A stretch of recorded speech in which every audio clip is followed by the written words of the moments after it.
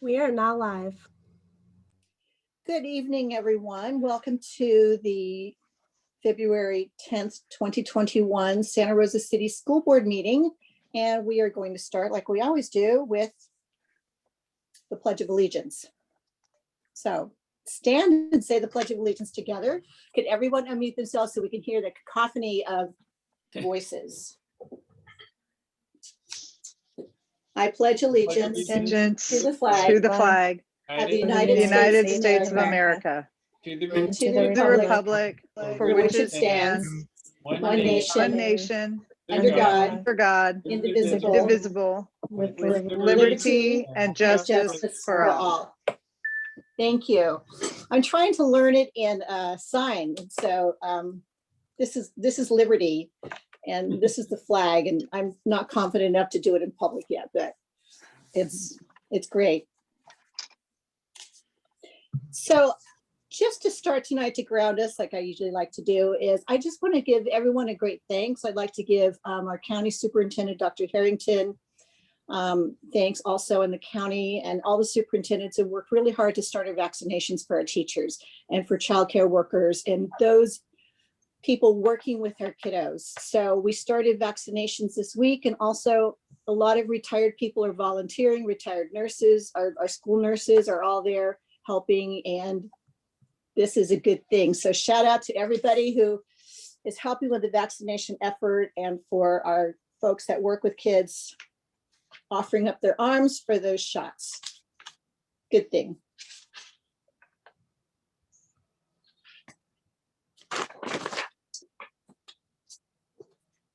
So let's see. No actions taken in closed session, nothing else like that. Do we have any statements of extension tonight, board members? Seeing none. Are there any adjustments to the agenda? Yes, we have an item to pull. It Is it item F8. Can pull that completely off the agenda, please? got it? Seeing nothing else. We have special presentations tonight for students of the month, which are really students of the year, and employees. President Fong, excuse me, did you want to call for F items to be pulled for members of the public who might want to comment? Thank you for reminding me. You want to do that? Sure. So if there's anyone in the public attending the meeting that would like to make a comment about an F item, these are the items that are the consent items at the back of the agenda. If you could please raise your hand at this time and we will take your name.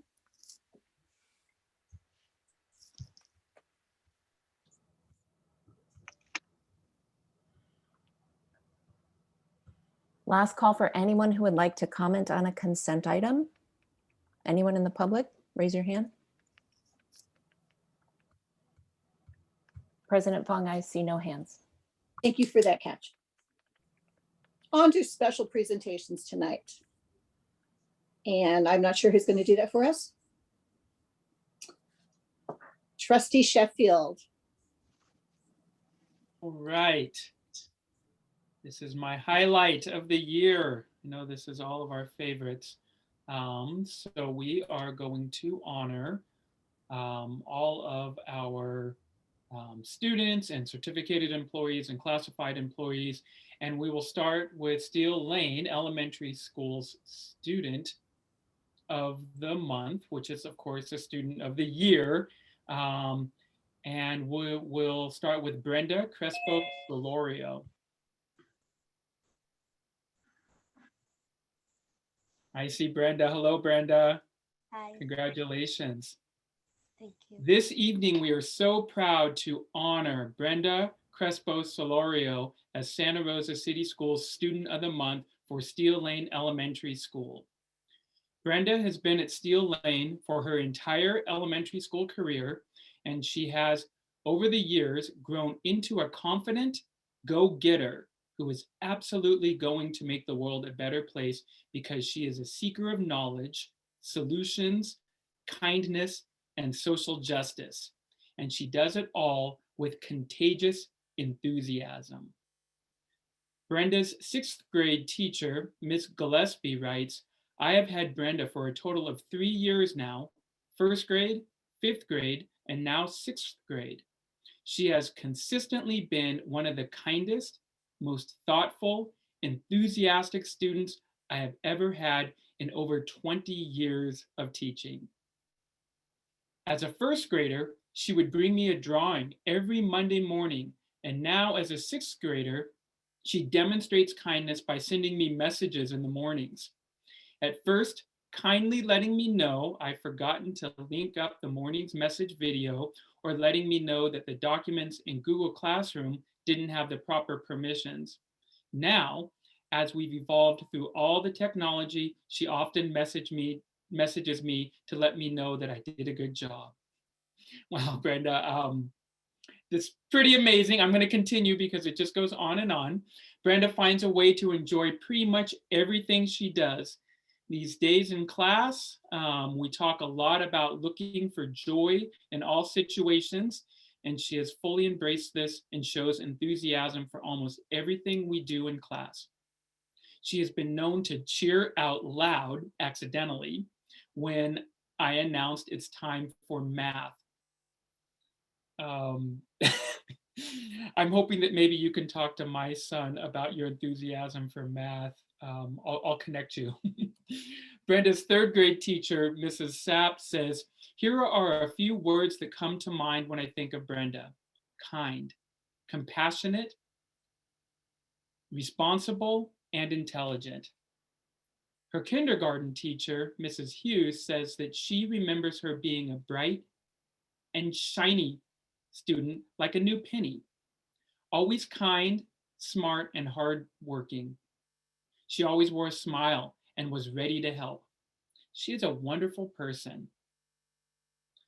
Another teacher states, Brenda is like sunshine in human form. Brenda has always been a standout student that continues with distance learning. She has basically become the boss of distance learning by being persistent, staying organized, and checking for clarification. She comes to class every day and attends every single one of her teacher's office hours, sometimes seeking support and clarification on lessons and assignments, but more often just to visit, chat about the world, and show her most recent drawings. Brenda likes to help her friends, and it's truly almost like a personal assistant for her teachers, offering to text classmates to let them know Zoom has started. We can always count on her to jump in and help without being asked, and to do it with a smile. Brenda consistently goes above and beyond in all of her work, and especially on projects, often asking if she can add more than the rubric entails. We are all so proud of Brenda, and although her teachers and staff at Steel Lane Elementary will miss her so much as she moves on to middle school, they cannot wait to see the important shifts and will make that she'll make in the world. Congratulations, Brenda, you are amazing. Woo! I have to just emphasize sunshine in human form. That was amazing. I love it. Okay, so we are going to stick with Steel Lane and move on to our elementary school certificated employee, Lisa Dean.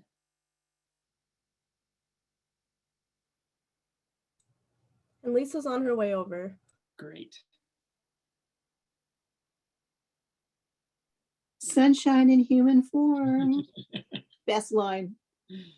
Hi, Lisa. Welcome. Congratulations. It is with gratitude that I present Lisa Dean with the Certificated Employee of the Month Award for Steel Lane Elementary School. Lisa is the type of educator we all wish we had as a student. She has a magical way of creating a community within her classroom that creates a bond that cannot be broken. She plans and implements project-based learning projects that students talk about long after 3rd grade. And if you bring up her name to Steel Lane 6th grade classes, and they were lucky enough to have her, you will hear gasps from them, followed by a dissertation of how much they loved being in her class. One of the school's parents even expressed his appreciation for Mrs. Dean by saying, Mrs. Dean has been a huge blessing to my kids and my life this year. The way she teaches the kids and treats them is amazing. Her calmness and structure have kept my kids sane. It has been, especially on my son, the best influence my kid has had this whole year. The students in Mrs. Dean's room own their learning and are proud to share it with others. As the proud principal of Steel Lane, Amber Williams says that she looks forward to receiving work sent from Mrs. Dean's students about an animal they are studying, or even their still life portraits of avocados. They are proud of the work they accomplish, and this is in part because of the environment and culture that Lisa has built with her classroom community. Lisa also has been helpful during the school year with her willingness to take on and overcome the challenges of distance learning. She volunteered to be a combination teacher at the beginning of the school year to support the school as a whole. She also often supports staff with her creative lesson design, or to be a thought partner with other educators, all while being a mom of 2 under 5. Wow. You are amazing, Lisa. Thank you so much for all that you do, and congratulations. Yay! Way to go, Lisa. Congratulations. Woo! All right, we are going to now move on to our classified employee of the month, Sandy Dees. Andy's on her way over. Thank you.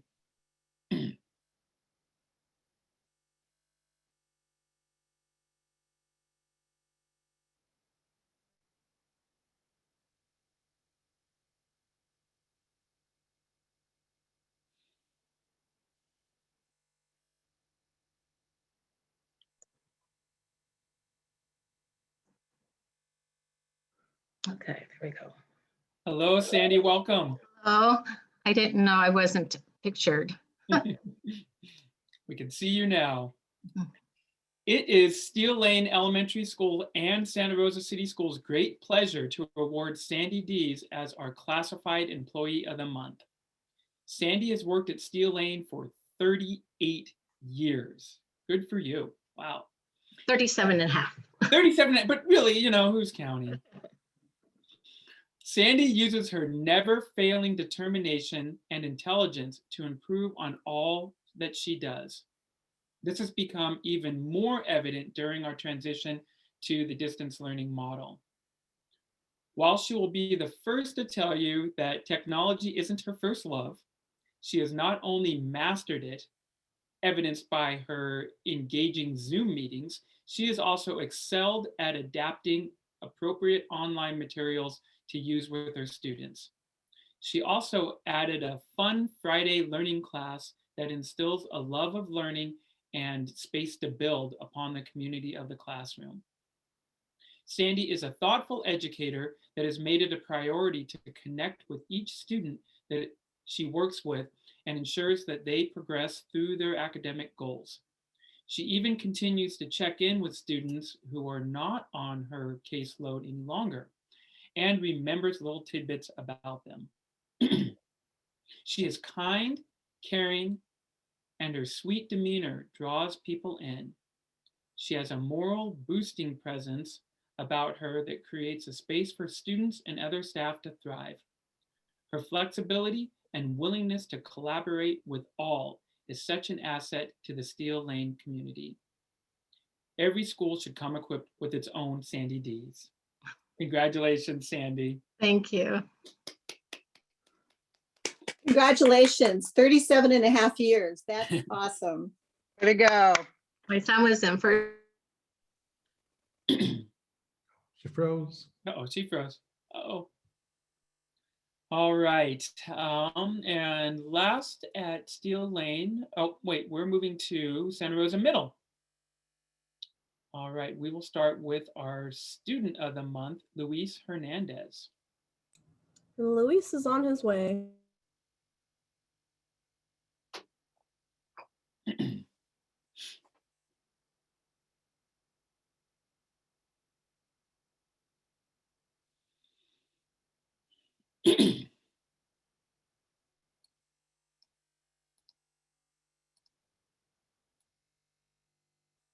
Hi, Luis, welcome.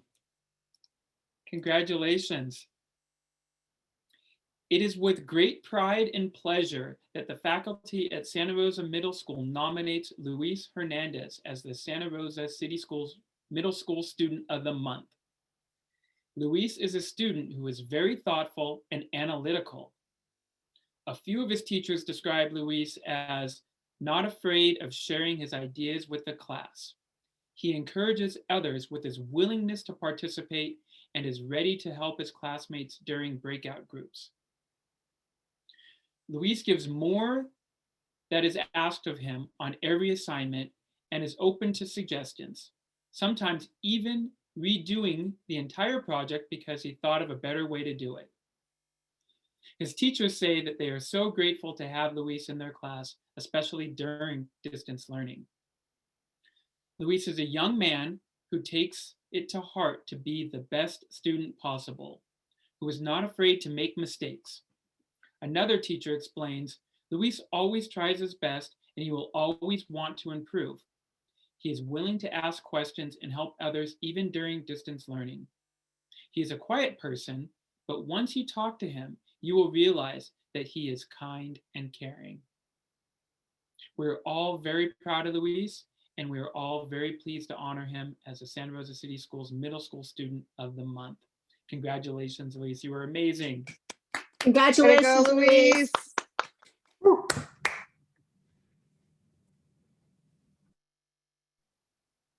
All right, and now we will move on to the certificated employee, Becky Blessing.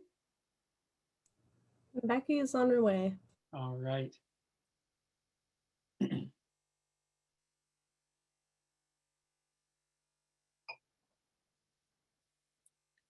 Hi, Becky. And you have a little one with you.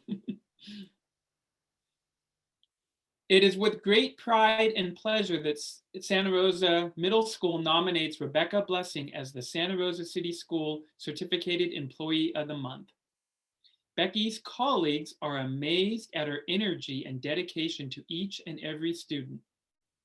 She works so hard to create a personal relationship with each and every student, both before and during distance learning. She is always searching for creative ways to connect with the students. She truly sees and tries to teach them as individual learners, realizing that everyone learns differently. Becky puts her heart and soul into everything she does. This is felt by her students, colleagues, and SRMS families because she has a kind heart and a passionate soul. Becky is always willing to meet students where they are, emphasize with their perspectives, and motivate them to be their best selves. She also is a tireless collaborator who brings fresh ideas to school-wide initiatives. One of the most common attributes her colleagues recognize is her positive enthusiasm and going above and beyond to connect with all of her students. She spends hours creating lessons that are engaging, fun, and challenging. One of her colleagues describes her as a ray of sunshine. She immediately lights up a room when she walks in. Her positive energy and happiness is so contagious. She is such a hard worker and has so much love for what she does in her classroom for her students. Becky is incredibly talented as a teacher and knows how to reach her students through creative lessons. She has been an incredible addition to Santa Rosa Middle School. She works very well with her colleagues and is willing to coach student teachers and help them develop their style.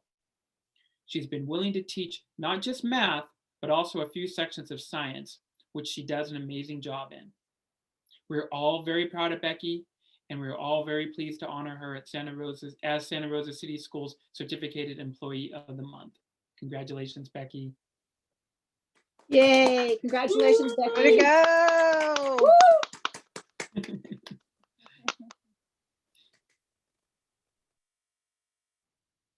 All right, so now let's have Santa Rosa Middle School's classified employee Veronica Cordero join us.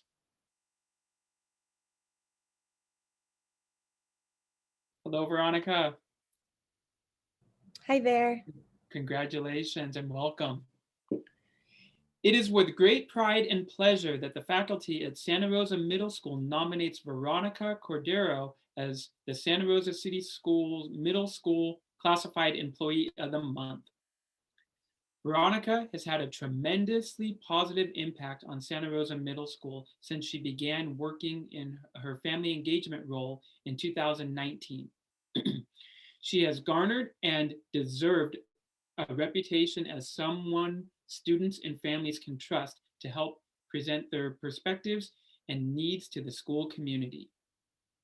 One of Santa Rosa Middle's counselors described her as someone who treats everyone she encounters with implicit positivity, regardless of, I'm trying to, well, let me try that again. Someone who treats everyone she encounters with implicit positivity and regard for respect. And she has helped forge boundaries between our family communities and school personnel that have not been seen before her tenure. Veronica is also a wonderful mentor for our students and has created and run a daily check-in program, classroom intervention groups, school-wide websites, online interaction activities, and even parent information nights. Currently, in a master's program to become a PPS school counselor, Veronica soon will be transitioning to the position she is a calling for. Yay. One of her colleagues describes her as a very thoughtful person. She works hard to accomplish her goals. She goes out of her way to help students, parents, staff, and anyone who asks for her help. She is always there with a smile. A staff member says, besides being a great team player and asset to SRMS staff, Veronica is always up for a challenge. With her innovative thinking and connection to the parents and our community, she strives to find new ways to best support our students and family. Veronica is one of the most hardworking people I know. Not only is she a great coworker, but she is always there to help you with anything you need. We're all very proud of you, Veronica, and we're very pleased to honor you as Santa Rosa City Schools Classified Employee of the Month. Congratulations. Congratulations. Congratulations. Awesome. Thank you. Good job. Cool.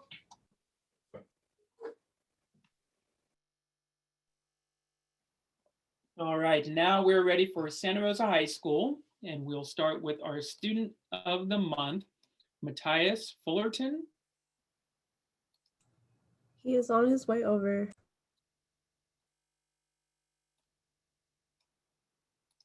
Hello, Matthias, welcome. Congratulations. It is with great pleasure and admiration that Santa Rosa High has selected Matthias Fullerton as Student of the Month. In a school year filled with much uncertainty, anxiety, and disappointment for many students, Matthias made the conscious decision to continue to be a servant student leader on the virtual campus of Santa Rosa High School. As the current ASB president, this senior maintains a 4.41 cumulative grade point average, concurrently takes junior college courses, and has just begun a part-time job. Wow, good for you. But most importantly, Matthias deserves this recognition because of the student leadership he displays amongst his peers, his school, and the greater community of Santa Rosa. As ASB president, Matthias leads the group of students in student government to plan and execute activities that build spirit and community while separated from each other. He keeps morale high and perpetuates the belief that we can maintain our traditions at Santa Rosa High School while pivoting to create safe activities that bring the students of Santa Rosa High School together. Matthias is involved in the student production of a monthly newscast called The Panther Prowl. He was instrumental in working with neighbors on McDonald Avenue to gather decorations for a Halloween drive-through. He also coordinated the movie selection for the school's drive-in movie night and decorated and set up trees at the holiday lights event. Matthias was one of many student voices for Santa Rosa High's recent WASC review, volunteering to attend a WASC visiting committee and meeting after school hours. Matthias is currently working to develop a plan to safely offer seniors moments together as we start to begin the end of the school year activities. That's really awesome. Matthias's civic mindedness is not limited to Santa Rosa High. He was active in the November election voting and volunteering his time at polling places in California and Arizona. And thank you so much for that. He has served all 3 previous years as a class officer and community volunteer. But this year he chose to lead when he knew being a school leader would be difficult. He decided to stay positive and to spread that positivity and hope to his classmates. Santa Rosa High School has been able to provide meaningful activities to our students because of the can-do attitude of Matthias. He truly exemplifies our Panther principles: to be safe, be respectful, be responsible, be accepting. So a huge congratulations to you, Matthias. You are awesome. Yay. Congratulations, Matthias. Matthias. Matthias. Yes, I was saying your name completely wrong the whole time. I'm sorry. Good job. Congratulations, Matthias. Congratulations, Matthias. All right, we will continue with Santa Rosa High, and let's recognize Joanna Perdomo. Did I get that right, Joanna? Yes, thank you. Joanna as our Certificated Employee of the Month. It is with great pleasure and admiration that Santa Rosa High School recognizes Joanna as Certificated Employee of the Month. As an academic counselor, Joanna has moved into a new role at Santa Rosa High School as an MTSS counselor. Joanna handled this transition or emphasis and workload with hard work and determination to make a difference for students, especially during distance learning. As well as stepping into the MTSS counselor role, Joanna also took on the EL counselor role at Santa Rosa High this year. She allowed students and parents a single contact person at the school who was highly trained in supporting families learning to navigate the school system. Joanna is an open and intelligent communicator, committed to students and teacher learning, organized and thorough in her work ethic, and a vital team member. A fiercely dedicated counselor, Joanna works to ensure all students get as many opportunities for high quality education and curriculum as possible, especially those students who typically struggle. Joanna can juggle multiple roles effectively and with success. She is not only the school's MTSS EL counselor, but she also sits on the ELAC committee, chairs the Title I targeted student group, coordinates the school's 504 programs, and sits on numerous SSTS and IEPs. Wow. Her work shows that Joanna can balance and manage multiple tasks and duties without adverse impacts on her work, making her a sought-after mentor and continued leader on campus. Furthermore, she is a skilled and open communicator. She is confident in expressing herself and attentive to honest dialogue with colleagues. Two pertinent examples of Joanna's innate ability to communicate effectively come from her willingness to discuss difficult topics with her colleagues and her ability to create a warm and inviting environment for all people.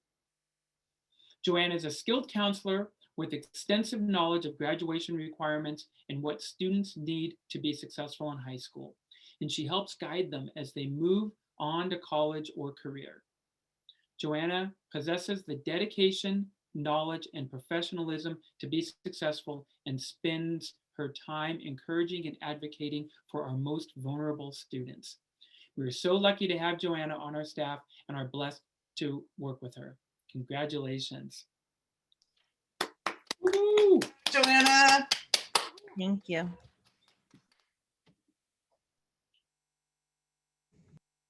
I'm losing my voice. And last but not least, let's honor Santa Rosa High's Classified Employee of the Month, Gary Arkoff. Gary is on his way over. Gary, hello and welcome. Thank you.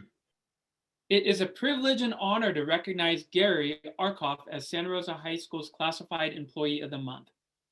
This year of distance learning has challenged all of the students to work in positions that,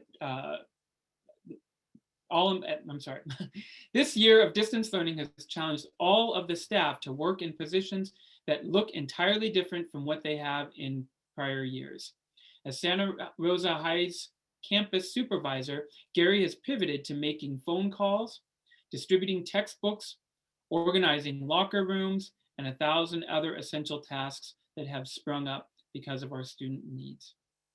Most significantly, Gary deserves this recognition because of the connections he has formed with our students and their families while they try to navigate our current situation. Gary exemplifies the warmth and determination that our community needs right now. As a community liaison, Gary reaches out to families daily and has proven pivotal in connecting students and families to the various supports that the school offers. He keeps morale high among students by being 100% engaged in any task that's thrown his way. And it's the way he engages that is the most impressive. Gary always maintains an exterior of positivity and humor, even in the most intense situations. On several occasions, the staff even needs to remind Gary to break for lunch because he is so engrossed in the task at hand. Gary has participated in every material distribution and school event since we have been on distance learning. He is also engaged in many intense and effective conversations with struggling families. Over these past 6 months, he has been recognized by many in our parent and teacher community as the Panther Family's outreach to arms. Gary's sterling reputation as one of our most well-liked staff members did not begin in the pandemic. Gary started at Santa Rosa High's campus advisory 3 years ago and quickly became famous amongst our student body. He is even Insta-famous, being the star of his own SRHS student-created Instagram page. Gary has stepped up to be a figure of support and guidance to a community in peril. He chooses to reach out of his comfort zone daily and become a guiding light to those in need. Santa Rosa High School has provided a level of connection to our students and families that would not be possible without Gary Arkoff at the forefront. Amazing, Gary. Congratulations. Woo-hoo! That is Thank you. amazing. Thank you, Thank you. Gary. Thank you. I just want to say I love this so much, especially during the pandemic, because we're seeing, you know, what students and staff and teachers have been doing to rise sort of above, you know, as was described, the perils that we're all facing right now. So to hear, you know, these incredible stories, and each one actually came to me with a photo, so I got to see their smiling faces in advance.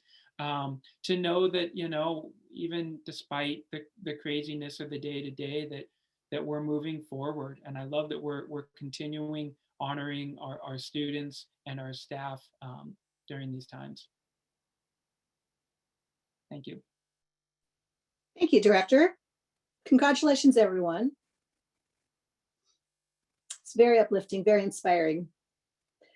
We get to hear now from our school sites, the parent reports.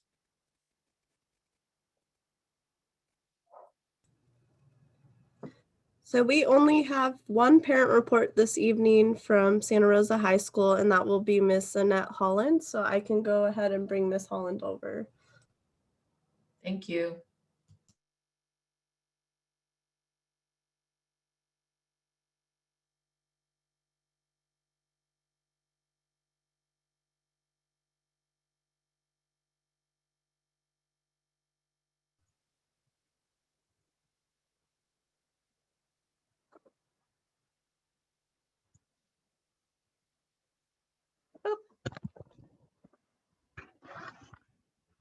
Okay, I think I'm on.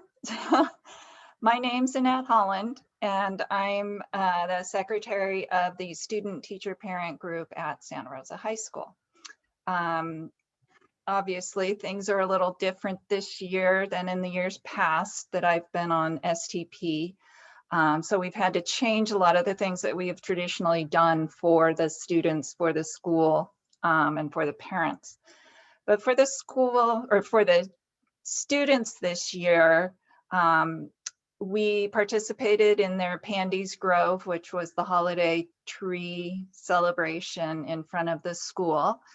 And we purchased and decorated a tree, and I'm hoping that some of you actually drove by and saw it, because it was a really festive, community-oriented event. And I hope the kids do that again in the years to come.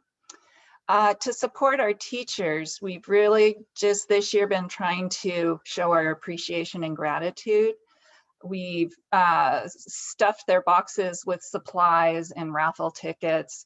We're currently doing a Valentine's Day appreciation project. And we recently sent cards to, or e-cards to all the counselors for Counseling Appreciation Month or week. And we hope, if all goes well, to have an actual, possibly in-person teacher staff appreciation luncheon toward the end of the year. And then finally, for parents, our group is one where parents can obtain information and get support from other parents and the staff. And by sitting in on those meetings and talking after, one concern that we wanted to raise with the school district, and I'm sure you guys have heard this, is just the concern of the decrease in the in-classroom teaching. From used to be kind of 5 hours per class per week, and it's now down to 1 to the max, maybe 2 hours a week. And so that has been raised as a concern by the parents. We also, as parents, met with the WASC accreditation representatives, and one main theme throughout our meeting was the parents' high praise of the leadership from Dr. Clissold and her communication with the Panther family.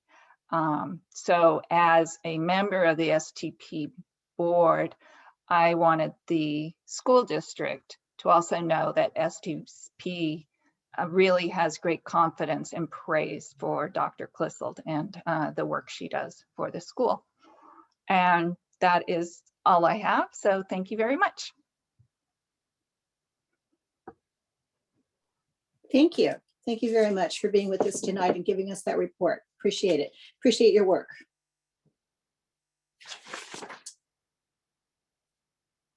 It is time for public comment. And I want to remind people that we are going to be restricting public comment to 2 minutes tonight, and that it is time for you to comment on items that are not on the agenda. And we will have a timer up so you can really kind of gauge yourself, because we don't really like to tell everybody to cut it off. So that should help you.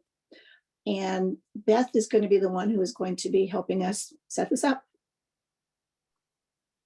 Good evening, everyone. If you'd like to comment on a non-agenda item, please click the raise hand at the bottom of your screen. And if you called in, you can push *9 to raise your hand on your phone, and then just wait for your turn and we'll call on you.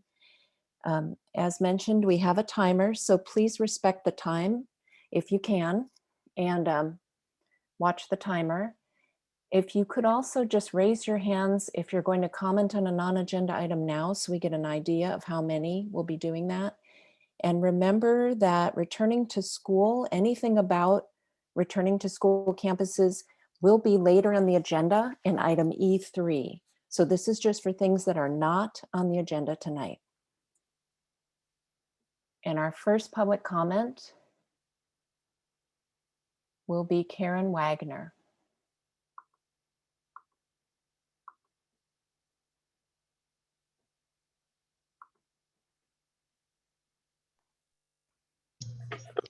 Hi, can you hear me? Yes. Okay, I'm Karen Wagner and I am part of the CSCA and I represent, well, I've been with the school district for going on 17 years now. And what I understand moving forward is that our negotiations have been tabled and canceled and tabled and canceled. So I know that we're pretty important and we work a lot behind the scenes, but we need to feel supported and respected. And I know that we have a meeting coming up on the 12th. So when I say we, what I really want you guys to understand is that we are the school secretaries, we're the registrars, we're the bilingual technicians, we're the secretaries, we're the human resource technicians, we're the programmers, we're the coordinators, we're the technology assistants, budget technicians, purchasing assistants, account clerks, the purchasing clerks. We're also the instructional library technicians. We are also daycare, which is a huge item right now for all the people working in daycare. Instructional assistants, special ed assistants, okay, behavior assistants, family engagements, career center specialists, student advisors, mentors, okay, family mentors, community workers, let's see, career workers. We work with the bilingual. We're the yard duties. Of course, yard duties now have been transitioned into another type of learning, which is in Zoom. Thank you. Your time is up. Thank you. Thank you. Thank you. Next is Micah Carlin Goldberg.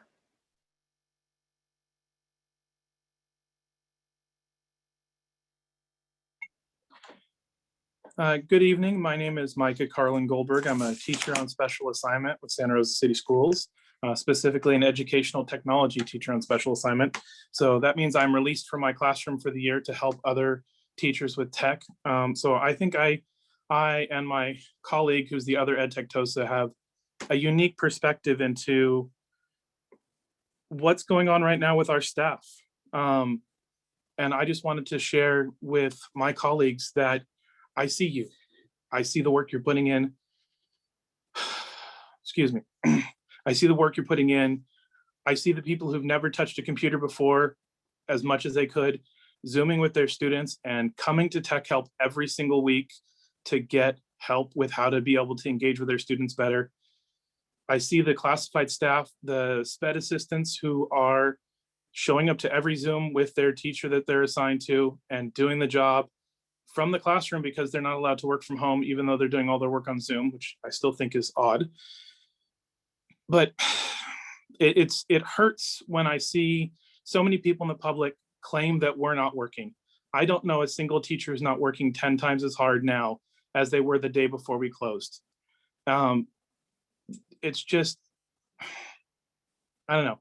I just wanted to let my colleagues, my teaching colleagues who are still in the classroom, who have their students in front of them, know that I see you, I see the work you're putting in, and thank you.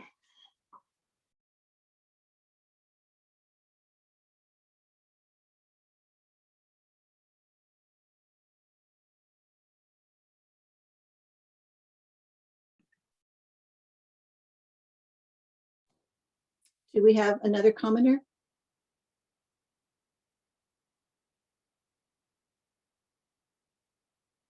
Moderator?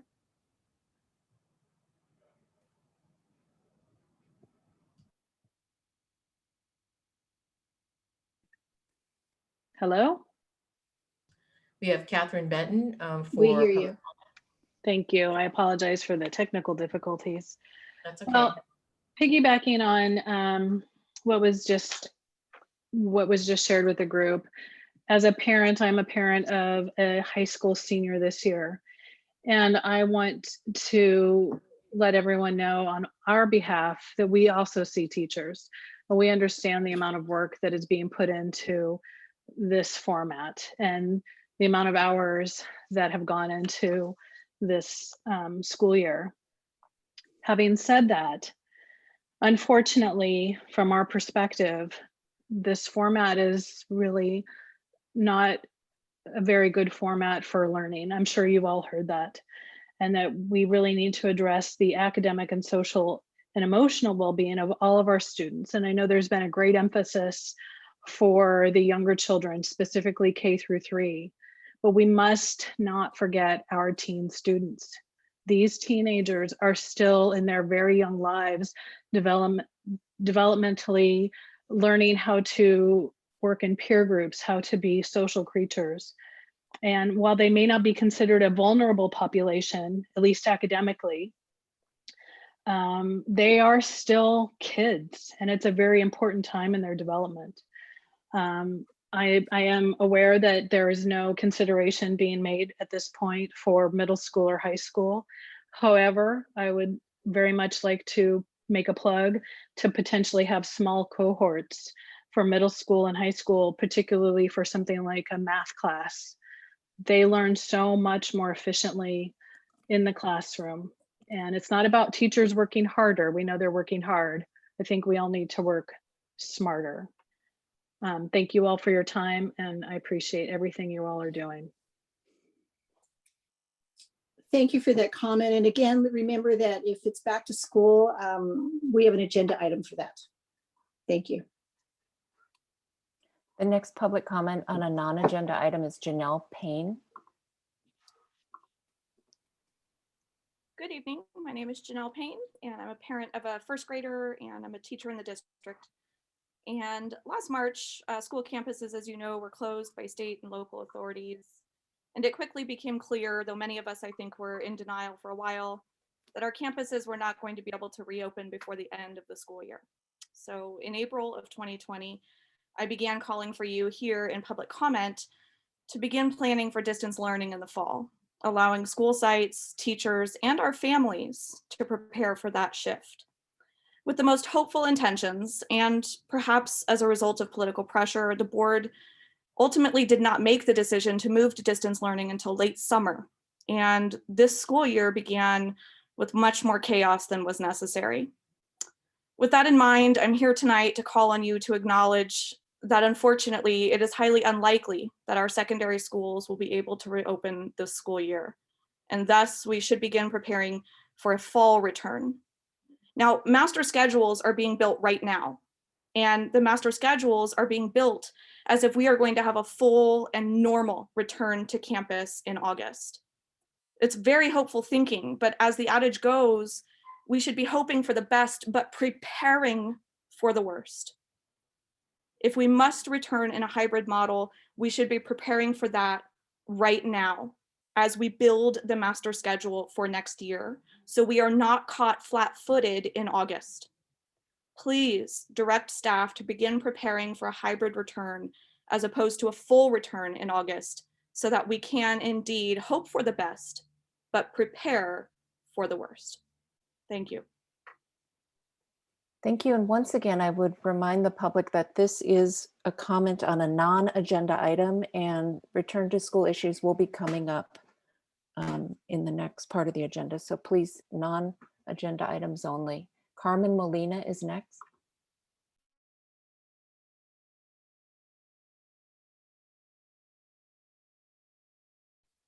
Carmen, are you there?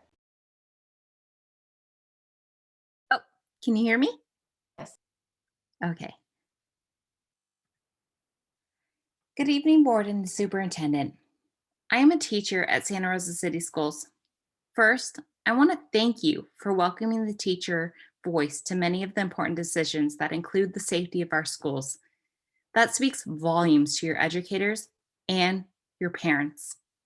I am here today to speak about the successes we have had in distance learning. I am not alone, and many teachers and families are experiencing these successes. I am a teacher as well as a parent of the district. I am in awe of the support I have had from my students. The comments in Google Classrooms from students are comments that encourage each other and help each other with assignments that are confusing to students. I have had near 100% attendance. The students and parents find value in the education and have made the best of the situation. My parent mommy group community has been incredible. We have created school pods and help each other when school assignments are unclear to us in our group chat. We are a community that are working together, not creating problems. I highlight these successes because it is easy to be bogged down by our negative parent groups. Please remember that when parents are happy, they do not speak up. Many parents are finding the value in this family time and are not feeling the need to speak up during our board meetings. I come today to remind you that it is okay to make sure our children and teachers' safety are a priority, and we are working together to make the best of this pandemic. Thank you for supporting your teachers and parents in your community. That is it. Thank you. Next public comment on a non-agenda item is Ann Donegan. Thank you, everybody. My name is Ann Donegan, and I am a parent of a sophomore at Santa Rosa High School. And I just want to say thank you to all of my son's teachers and administrators and classified staff. I have to say that this round of distance learning has been so much better than that first round from March to June of last year. It's not necessarily a criticism at that round, but obviously there was some thought put into it and it is much better. So thank you so much. I do want to piggyback on some of the previous comments about taking the time to be as prepared as we can for what happens in the future. But I will say one criticism that I do have is that while I recognize how hard our teachers are working to getting used to the Zoom and the Google Classroom and all of that, and like I said, it's so much better, but I do wish my son had specific class time meetings more often. Again, if he was on campus, he would be meeting with his teachers 5 times a week, seeing his teachers and his peers. I know it's only in Zoom, but his peers only 2 times a week. I do think it's substandard. And I know, and I recognize that we're halfway through the school year, but it's February. I think there is still time to make some changes. But again, thank you everyone for all the hard work you have done. Thank you. Next public comment on an item that's not on the agenda is Tara Lyon. Good evening, President Fong, Superintendent Kitamura, and directors. Thank you for being here. I'm calling today because I read the Santa Rosa City Schools newsletter today. And I was taken with the picture of the first grade student from Don Baskin's class. Shout out to my SRTA colleagues who, it was adorable. And the information about the wonderful program that the Learning House is. I thought it was wonderful. In the same article, I read about CCLA, the wonderful programs that are available there. And I really just found myself feeling a mixture of pride for my colleagues who work so hard and a little bit of resentment for the fact that for the last 2 or 3 years, it was, I felt like really pushed from the district office level that we wanted students in their home schools and we wanted them in their neighborhood schools. But then here in a flyer that I think goes primarily to families who are already a part of the SRCS community, we're really advertising only charter schools as these wonderful places with these wonderful programs that we think families should consider taking their children to. And so I'm really just questioning, what is our policy? Do we really want our children staying at neighborhood schools? Should we maybe rethink who we're advertising to? Are we trying to capture people from outside the district and bring them in, which is what I think? Or are we really trying to get, the parents to take their children out of our public schools and put them into our public charter schools? So I ask you to really think about, does Proctor get a highlight in a month in the newsletter? Does Santa Rosa Middle School, are they going to get a chance to highlight the amazing programs my 6th graders feed into? Is Elsie Allen going to get a chance to highlight its amazing programs at its high school? I really think we should think about this and ask some important questions. Thank you for your time. Thank you. Next public comment on a non-agenda item is Donna Prack.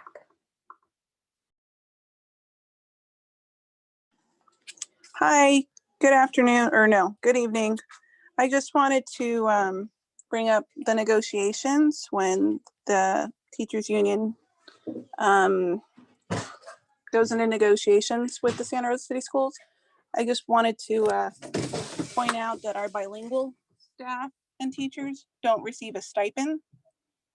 And I know that one, it's really hard to attract bilingual teachers in our district, as well as the extra the B-clad certification that they need to show that they're bilingual.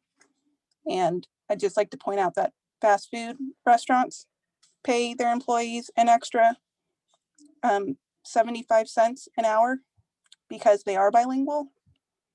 So it's a little discouraging to see the lack of incentive that our district doesn't have compared to Bellevue or Shepherd that offer stipends for bilingual employees.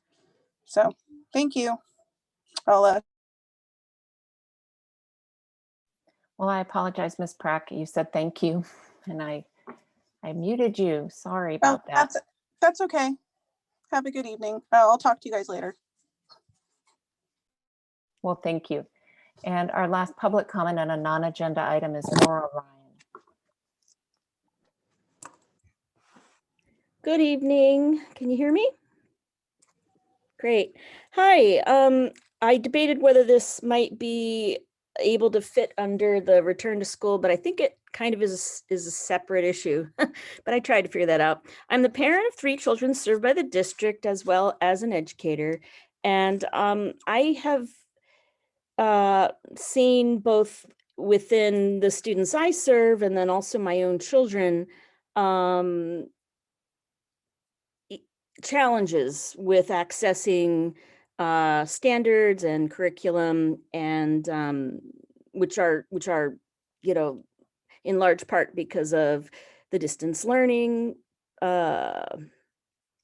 platform, and through no fault of teachers who I agree with prior commenters have been phenomenal in all that they're doing. I really appreciate all the effort that I am very aware has gone into making distance learning a success. But the big question I keep coming back to is there a plan on the district level or at superintendent's council? Is there conversation happening regarding what we're going to do about learning loss?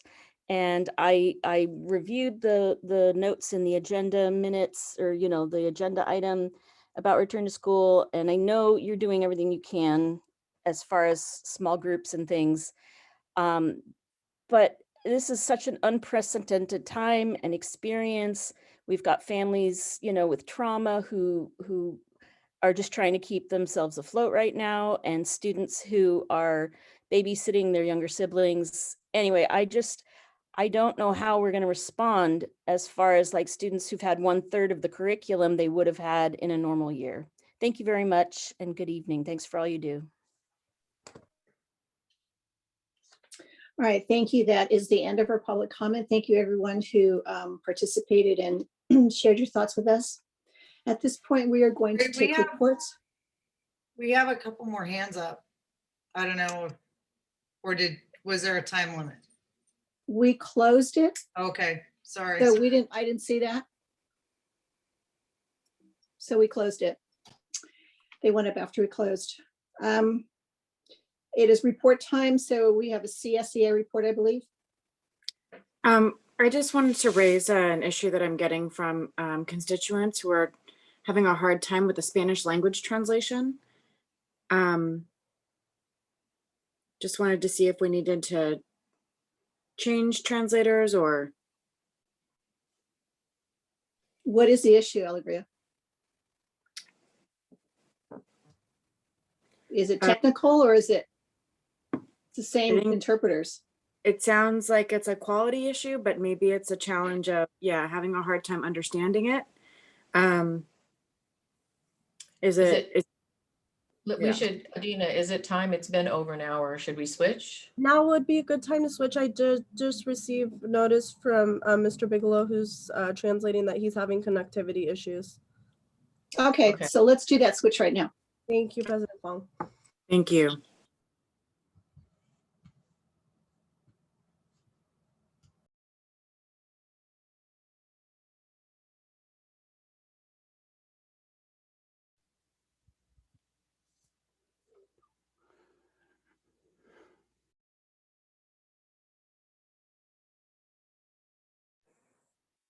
And so while we're switching, do we have the CSEA president on board? We do. I will bring over Ms. Alfonso, and we are all set with our interpreters. Okay.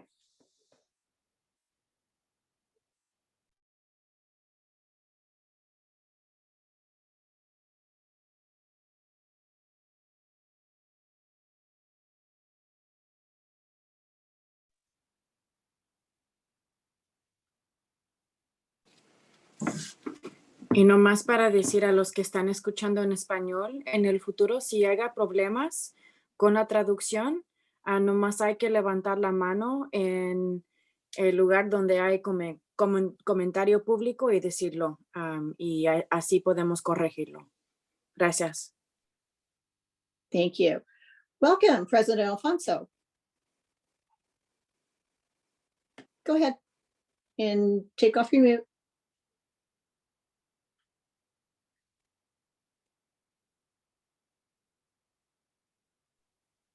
I believe I owe you $10 now. Good evening, President Fong, school board member, student board member. This evening, we welcome one new classified member. We wish one member who's planning on her retirement a wonderful retirement. Many of us will look forward to that in the future. I'm happy to report this evening that at our chapter meeting, our members approved our 2021 openers.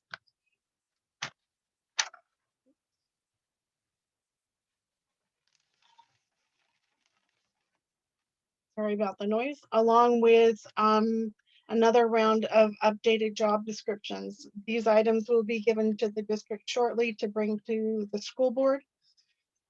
We look forward to completing the rest of our job description updates by the end of the 2021 year. We also are hopeful that we can move closer to finishing our present negotiations for this year. And that is all that we have for this evening. Thank you. Thank you, President Alfonso, very much. SRTA report, President Lyon. President Lyon is on his way over.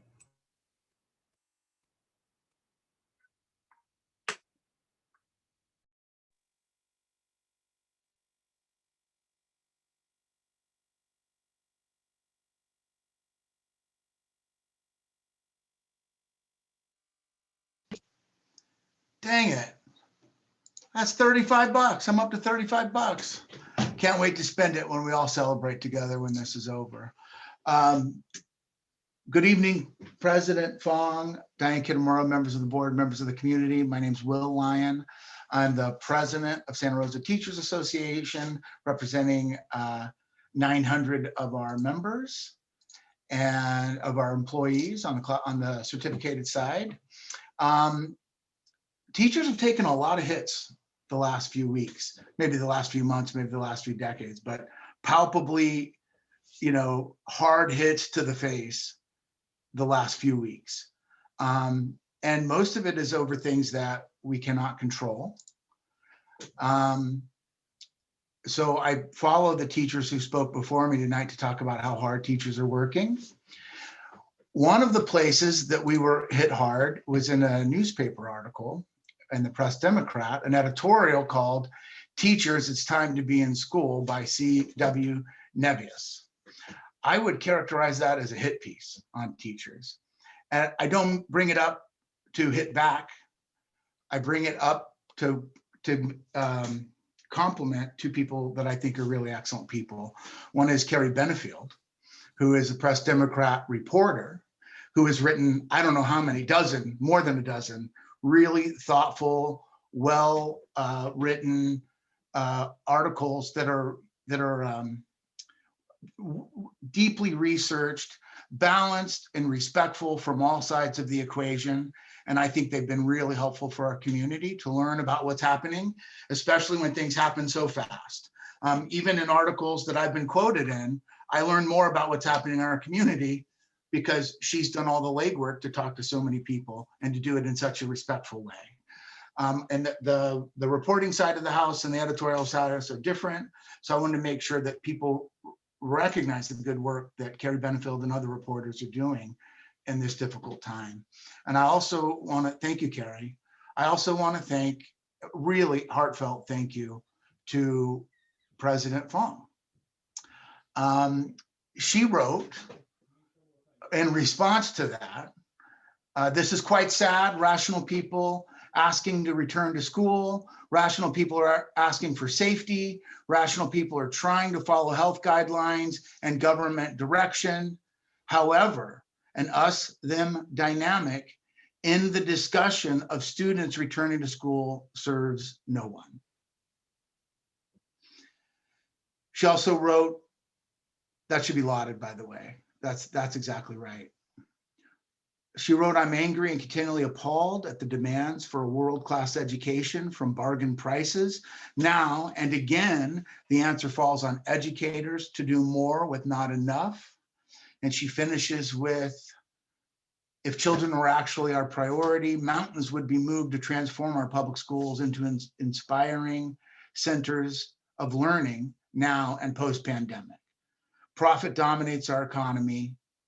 Witness the impenetrable tax laws that do not put children first. We should all be mad as hell and demand the resources that put our children first. So I just thought that was so remarkable to have a school board president who's in one Facebook post. If you're not on Facebook, you might have missed it. I don't know how her Instagram game is going, but just to have a president that's willing to listen as well as she does and to see it from all sides and to stand up for the teachers when they're getting attacked again and again, it meant an awful lot to our members. So I thank you for that. I hope it's a model for all the parents and all the teachers and everybody else who's doing this important work right now. Okay. The other things I wanted to tell you are, yesterday we had about 60 of our members attend a 2-hour Zoom to weigh in on Return to School 3.0. It's what we call our SRTA focus groups. Many of the same people that worked this summer to help us get the first RTS going and our first MOU. I just want to report that the biggest takeaway is that all of the subgroups in our focus groups, they landed in a way that matches the survey that I shared last week, which is our two biggest things are that we need to be fully vaccinated and that we have to have a fully green dashboard for every site that's going to return back into full hybrid. So, you know, we're 2 weeks on and things are changing quickly, but that's still the top two things for teachers. Some of these things are subject of current negotiations, so I don't want to say too much about them, other than that we are meeting at this point weekly, and they're 3 and 4 hour meetings, and they're making progress. We don't have an agreement yet, but both sides are doing their job to be ready to have that agreement. If not, I don't know that it'll be ratified, but at least to have a tentative agreement so that we can keep doing the planning that we need. So that's good progress on that side. On the dashboard side, it's the negotiating side. On the dashboard side, between the last time we met and now, SRTA and SRCA are working together to combine our dashboards. I don't know exactly where that's going to land, but I can say we've had several successful meetings that have been helpful, that are getting us closer. And the report from our side of that dashboard committee is that they have their third meeting tomorrow, and there's a good chance that they'll be able to clean it all up. They're making such progress. They just need the time to continue to do the work. So those are two very important things that SRTA is working on. The negotiating a new MOU that would allow us to return in a phased in approach, and getting on the same page on the dashboard so everybody knows when we are ready. And that's it. Thank you very much for listening. Have a great night, everybody. Wow. Thank you. Thanks, Will. I could go on, but I won't. So Superintendent Kitamura, would you present us with your report, please?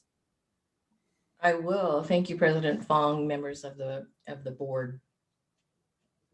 First of all, I want to start off by thanking everyone for the messages, calls, gifts, you name it, posters on the windows that were put up for me. I can't believe the outpouring that has been bestowed upon me upon my announcement of retiring. But hold on, I'm not retiring until June 30th. And there are 4 months of a lot of work we have to do. It's not tomorrow. So, and I am not going to relax one bit until I can. And it's going to be for a while. A part of that, a lot of work to do is the work of preparing for in-person instruction, summer school, and next fall. Some of the public commenters are wondering what we're doing. We're working on all of it in preparation. I'm also in the midst of developing what I call a succession plan for the new superintendent to help that person transition, but even more importantly, to keep the priorities of the board continuing and moving forward. One of the highlights of my time in Santa Rosa City Schools, and probably for my entire career in education, is that I've been given and blessed with this ability to bring people together to help problem solve from a shared understanding of what the work is. And I'm not gonna go away from that or let up on that right now. As we prepare to open for in-person school, we have a shared understanding. That is to get our kids back in school, okay? But there is a definite difference of thinking amongst various groups: teachers, student, support staff, parents, community members, legislators, public health, school and district administrators, kind of surrounding about what safe return looks like at our schools. I just want to say that no single group is faulted for their thinking, but at what point do we find common ground to get our students back in school with their beloved teachers who also want to be back in school too? As policymakers, leaders, teachers, school administrators, support staff, parents, that whole list again, I beg of you, let us please meet in the middle on that common ground so that we can get our staff back to school safely and our students back in in-person instruction. And in my board report later on, you will see some things that I think are going to continue to move us forward to that point. Thank you. Thank you, Dr. Kitamura. We're going to get to hear more. I have a very short report tonight, but it's a video, and I want to give a shout out to Santa Rosa High School leadership class. And let's take a look at that, and then I'll just say a couple things, and that's my report. So, moderator, Adina, we have that for us? Yes, just one moment.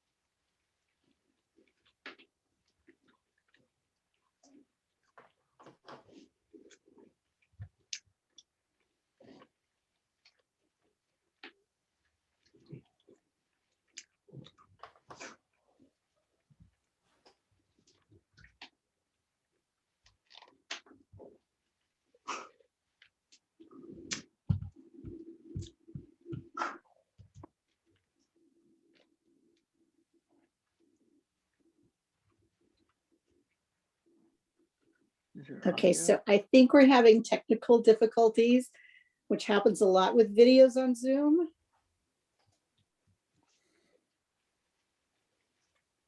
Okay, we're going to try one time to bring it back. But while we're waiting, You gotta hit play. no. This is the leadership class of Santa Rosa High School, and that is Matthias Fullerton. That is student body president. We just awarded him tonight. And also we have to give credit to, oh, is it happening?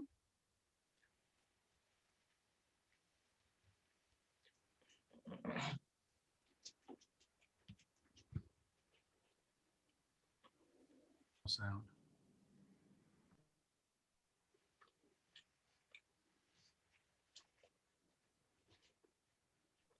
Sound on the far right or far left, sorry.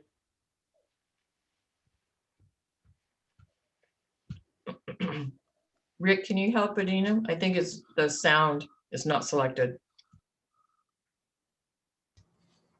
in the system.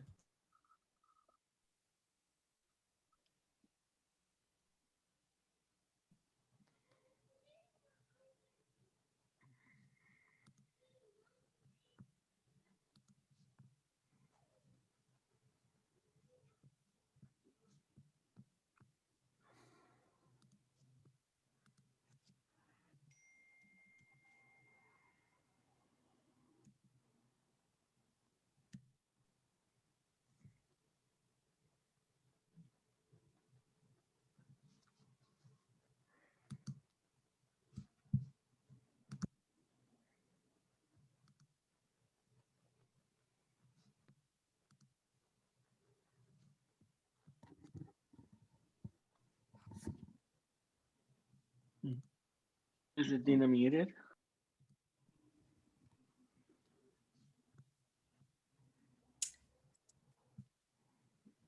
Dina, I think we'll go to break and see if we can't get this sorted out. It's really only a minute, but it's incredibly amazing. Dina, you may need to unmute yourself. That would do.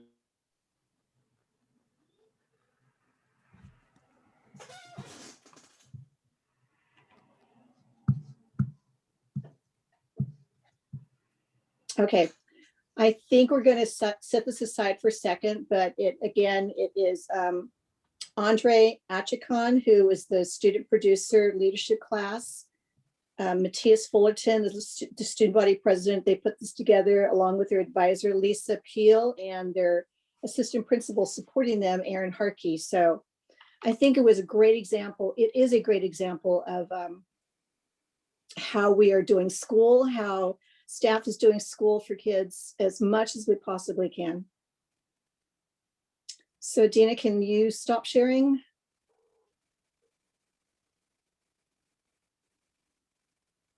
Okay, thank you for trying. Maybe we can do that. And right now, everybody, we are going to take a bio break and maybe a video fix-it break.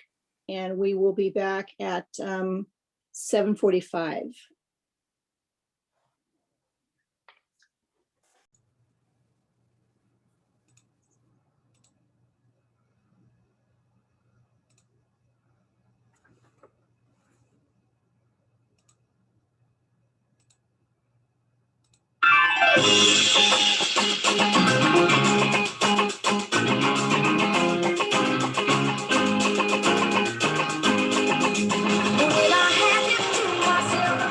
What's up, Panthers?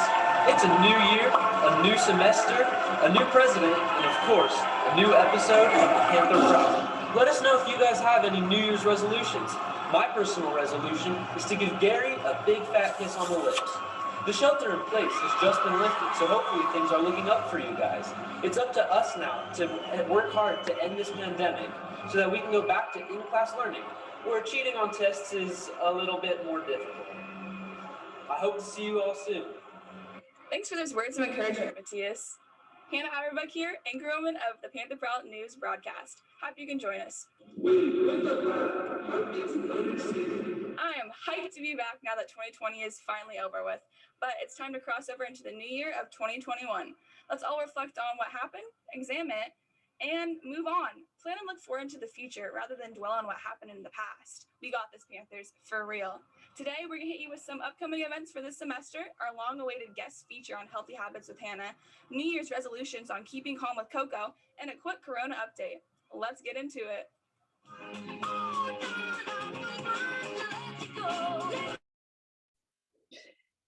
Isn't that a great example of kids doing things for their school, and we're involving people, and it's exciting, and it's what we love about school. So shout out to those guys, to Santa Rosa High School, and to the principal who sent me the clip, Dr. Clissold. Thank you, everybody. And now we know who Gary is. But Matthias was talking about kissing Gary. Now we know who Gary is. He was also honored tonight. All right, congratulations. All right, this brings us to our discussion and action items. Number one, approval of the resolution. Approval of the resolution recognizing February as National African American History Month. Yes, I'm going to have Dr. Guzman introduce our guest presenters tonight. Yes, thank you, Dr. Kitamura, members of the board, President Fong. We are super happy to have Vice Principal Monique Luke from Montgomery High School, and I believe Avita Jackson, Assistant Principal at Montgomery High School, to assist with this resolution. And with that, I turn it back over to you, Dr. Kitamura. Ms. Luke, Ms. Jackson, take it away. Well, hello, good evening. It's just a pleasure for the both of us to speak to the importance of this resolution. So thank you, Dr. Kitamura. Thank you, President Fong. Thank you, board members. I just wanted to talk about this statement that's in the resolution that speaks to the contributions of African Americans. And what it did is it just made me proud. Oftentimes, African Americans, their contributions are only highlighted when it comes to entertainment or sports. But I thought it was so powerful that in the resolution, it really speaks to the inventors and the people who contributed to the medical field and scientists and the people who made just life easier. and I saw like blood plasma bag. I didn't know that. And there were so many other things that I didn't know from African Americans that they contributed to. And I thought, wow, this is great to know. But on the other hand, I was sad because as a product of this district and a graduate of this district, as a student, I only heard about 4: Harriet Tubman, George Washington Carver, Martin Luther King, and maybe Frederick Douglass. But I'm so proud that our district is making the move to being culturally responsive and having the foundation of equity so our students can have ethnic studies and they can learn about more than just a single story, more than just being enslaved, but instead say, you know what? Yes, your ancestors were enslaved, but look at what they did under the harshest circumstances. Look at how they contributed to America, knowing that they would never get the credit, but they did it because it would make America better. So that's what I think our district is doing. And I'm so proud of the leadership of Dr. Kitamura. I'm so proud to have been a student from this district and can look back and see how far we've come, and being a teacher of this district and now an administrator. And thinking of the contributions of others, I'm thinking of recent contributions. I'm thinking of my old principal, Mr. Edwards, and my old assistant principal at LC Allen, Harriet Gray. They were Black, and I looked up to them and to see how they paved the way for me. And now I'm a Black administrator. I'm just so proud. And I had an example at LC Allen. Those 2 I looked up to, 2 Black administrators. And now there's 2 of us at Montgomery that other students can look up to and say, I can be them. I'm gonna kick it over to Monique because I can speak all day. So I'm gonna kick it over to Monique. I just want to fly out of my seat right now. I'm so proud of you. I'm just so proud of you, Miss Jackson, right? And just how you've just articulated all of that. And, you know, I want to speak to some of the statements and my experience as a parent, right? With a Black son and a Black daughter who came up through Santa Rosa City Schools. And what I experienced, and I too have seen how far this district has come. And it was partly my struggles with my kids that motivated me to want to go into education. And to be at this moment and to look back at all the other resolutions as well, right? And to see how there's language here, cannot stop climbing. That you, the board, Dr. Kitamura, have not stopped climbing. The conversations that you had to have, the board meetings that you've had that went on till midnight about let's wait for ethnic studies. Let's wait for ethnic studies. You didn't stop. You kept climbing. None of you were afraid to have those fierce conversations. And as a parent, what I know, and now they're 29 and 27 years old, right? But I don't want any other family, I don't care what color you are, who you are, to go through what those families of historically underrepresented or marginalized populations have to go through when they navigate the public school system. And so thank you for acknowledging Black History Month. February is a Black History Month, and just for your true work, that it's not, that the mission, vision, priorities is not just a statement. The resolutions have not just been a statement. You have been working on this consistently, strategically for years. And like Ms. Jackson said, that even though I didn't know Sue Zion or Harriet Gray from personally, I saw them from afar. Ola King Clay, when I first came to the district, who was the union president, I was like, wow, you know, that what it did for me to see that, even though I had never said anything. But when you have your children and you send them to school and they're at school 5 days a week for 7 hours a day, 185 days out of a year, 365, which is 50% of a time of a year, you want to know that they're going to be in good hands. You want them to feel included. And so many students will sit through that entire time and never really have an experience where they see or hear about stories that they can relate to of positivity and perseverance. So that's what this resolution means to me. And I'm looking forward to continued work as a Black administrator at Montgomery High School and Santa Rosa City Schools. And being a change agent, which is what we talk about, Ed Leadership 101, right? It's not for the the weak at heart, right? Standing firm. And also I appreciate the statement that Black Americans have fought continuously for all, equality and justice for all. And so with that, I'm done, and love you, Dr. Kitamura. Love you, board members. So proud of you. And in many of those meetings that I've sat up and listened to, right? I wanted to take those videos and show them to kids that I knew were struggling in schools and parents who were struggling and say, look at what they're talking about. See, these are the discussions that are going on about this issue. It's going to be okay.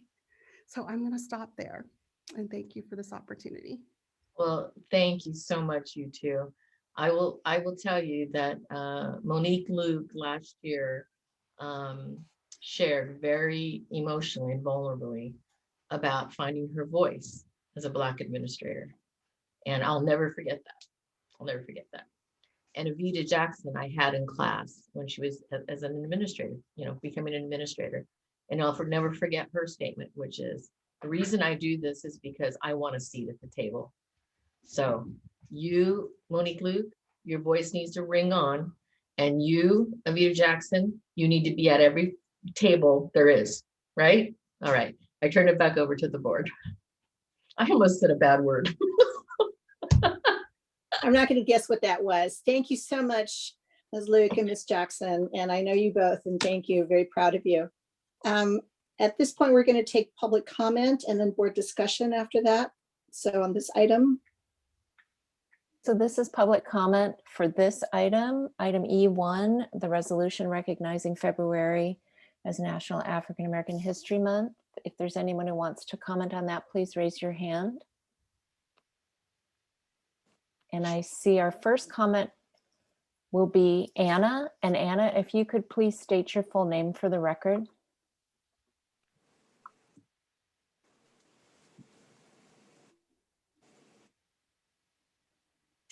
Anna, are you there?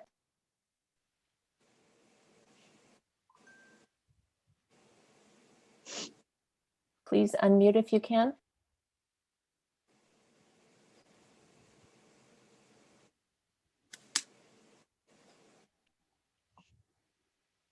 Okay, Anna, we're going to move on to someone else, but please raise your hand again if you are there and you want to comment on this item. And next is Ms. Moore. Ms. Moore, would you please state your name for the record? Lucinda Moore. I didn't realize I raised my hand. I apologize. No problem at all. Thank you. Next is Ola King Clay. Good evening. Sitting in my home watching this board meeting, and I am so pleased and impressed with Monique and Mrs. Jackson. Being in this district for 40 some years, I have seen the change, and it's a positive change. As I look at the board, there's a change. And that old gospel song, there's a change coming, and it's here. Ladies, you're in the front door. You're not going into the back door. I hope that the part I've played and teaching at Rincon Valley for the last 40 some years have made an impact on those students. And as I go out in the community and see them, they always say, were you my teacher? And I go, yeah. And then they will comment on something positive that I said or help them with. And I go, oh, you remember that. But this bringing the Black history to the forefront, 5 stars up. It is there, and people being recognized for all the great things they are doing and will do in the future. And my hat was off to the ones that helped me keep striving to be the person that I am today. And ladies, Gray, Edwards, they all made a big step for us. So with that, I thank the board for recognizing this. And ladies, keep on keeping on. Thank you.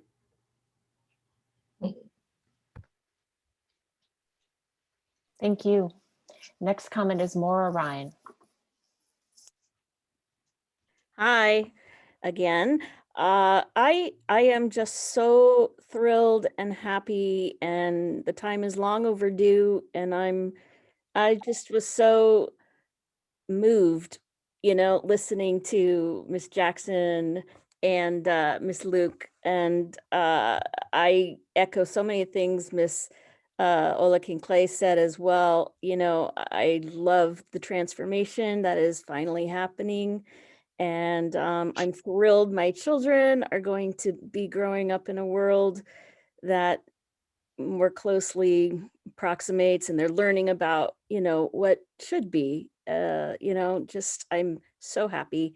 Thank you so much for sharing your stories and speaking, and congratulations to the board that this is being recognized. Thank you. And President Fong, there are no more hands raised. Thank you for those comments. And again, thank you, Ms. Jackson and Ms. Luke. So board, this is an action item. Director Sheffield. Enthusiastically move the approval of a resolution recognizing February as National African American History Month. I enthusiastic. You guys are hard to figure out who did the second, so I'm just going to choose Director Manieri, I think it was. No, who was it? Director McCormick. Okay. Any discussion, board? Director Flores. Director Medina.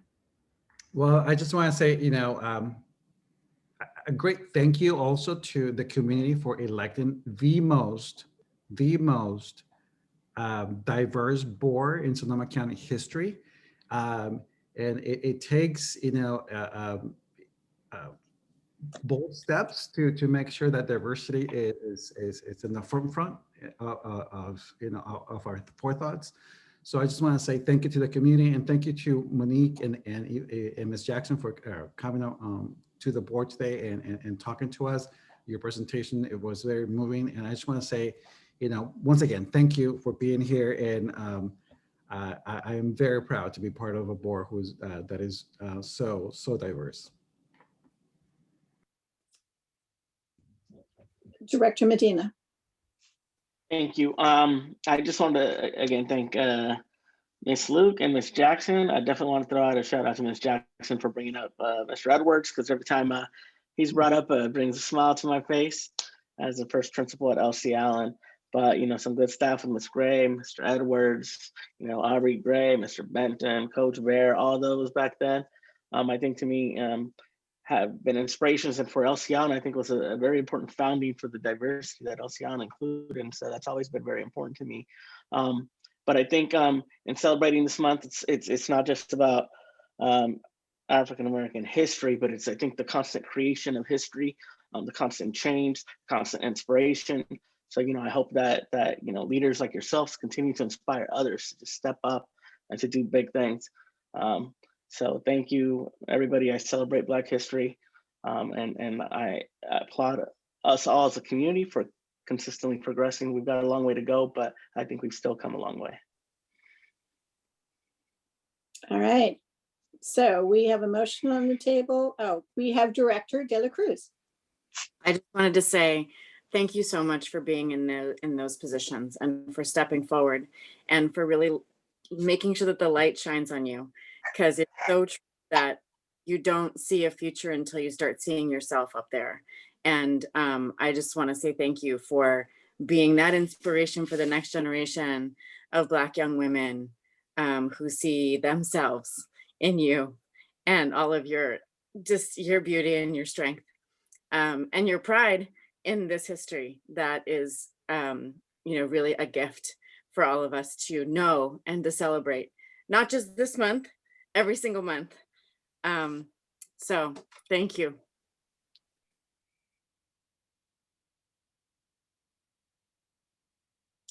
Good. All right. Adina, we can take the roll call vote now. Director Lopez. I give a very enthusiastic yes. Director Sheffield. Aye.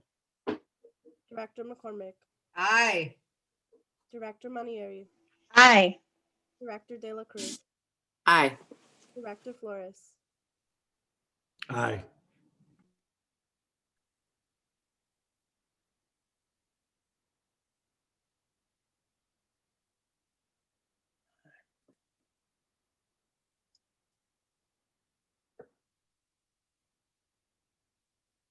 I think Adina is frozen out again, maybe. Well, I'll throw out an aye. We are having issues at the district. Did she do any of the roll call vote? Yeah, so, and I say aye. Who got missed? So, I did. okay, Didn't call Director me. Medina, Said aye. Said aye. okay. Director Manieri, Aye. Okay. Manieri, okay. I think that's everybody. Did everybody vote? All board Yes. members, all board members vote? Okay, Yes. all right.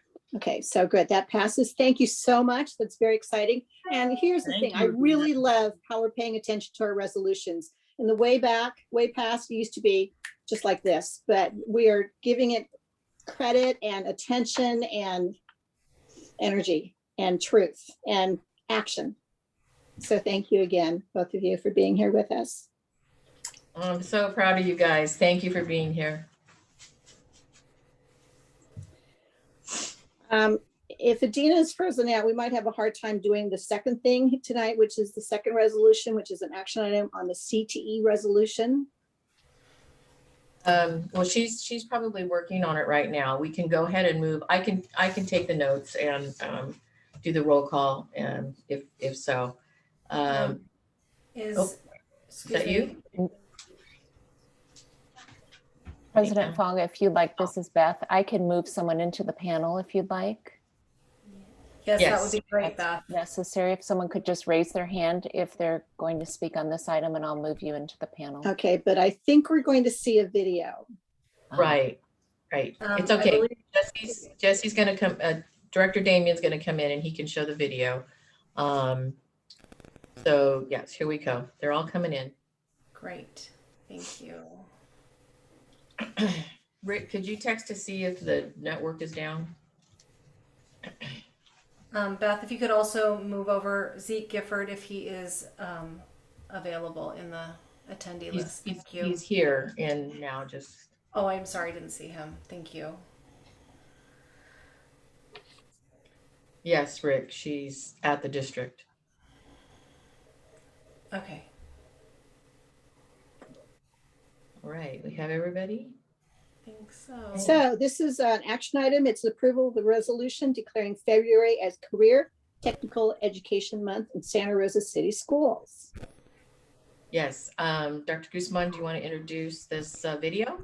Yes, and so with that, I'm actually going to turn over to Director Damien, who's going to share a video that Sarah Riddick from Elsie Allen High Schools has created to share with you tonight. So thank you, Director Damien. Okay, well, I'd like to start off by saying good evening, President Fong, Dr. Kitamura, members of the board, and all of those in the community that are joining us. Thank you for allowing us to highlight some of our programs. We understand you have a lot to discuss this evening, so we'll be as brief as possible. As you know, this year has been challenging, especially for our CTE programs. Much of the activities are hands-on project-based. And as you would hear, our teachers have taken on the challenge to continue to provide quality programs. Joining me this evening is Mr. Gifford from Montgomery High School. He teaches in our construction program. And also Ms. Riddick from LCL and in our agricultural program.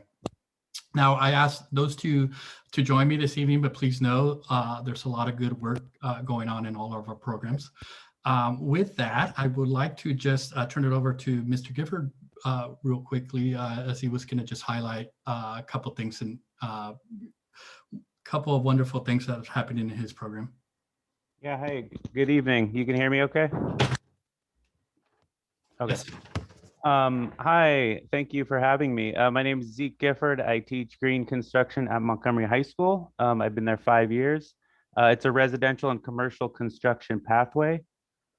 We have an intro and advanced program that are heavily based, project-based. We have a shop. In intro classes, the students learn safety use of hand and power tools. They become familiar with different construction materials, and they take home many personal projects, and they just learn a basic carpentry skills. In advanced class, the students work on bigger projects, so more group projects. We've done sheds, we've done chicken coops, benches, and a couple other projects around the campus. In the past years, we've partnered with CTE Foundation. Students built some benches to sell at a fundraiser. We worked with Redwood Credit Union to build a little library that was donated to an elementary school in the district. All these skills are directly transferable to construction jobs.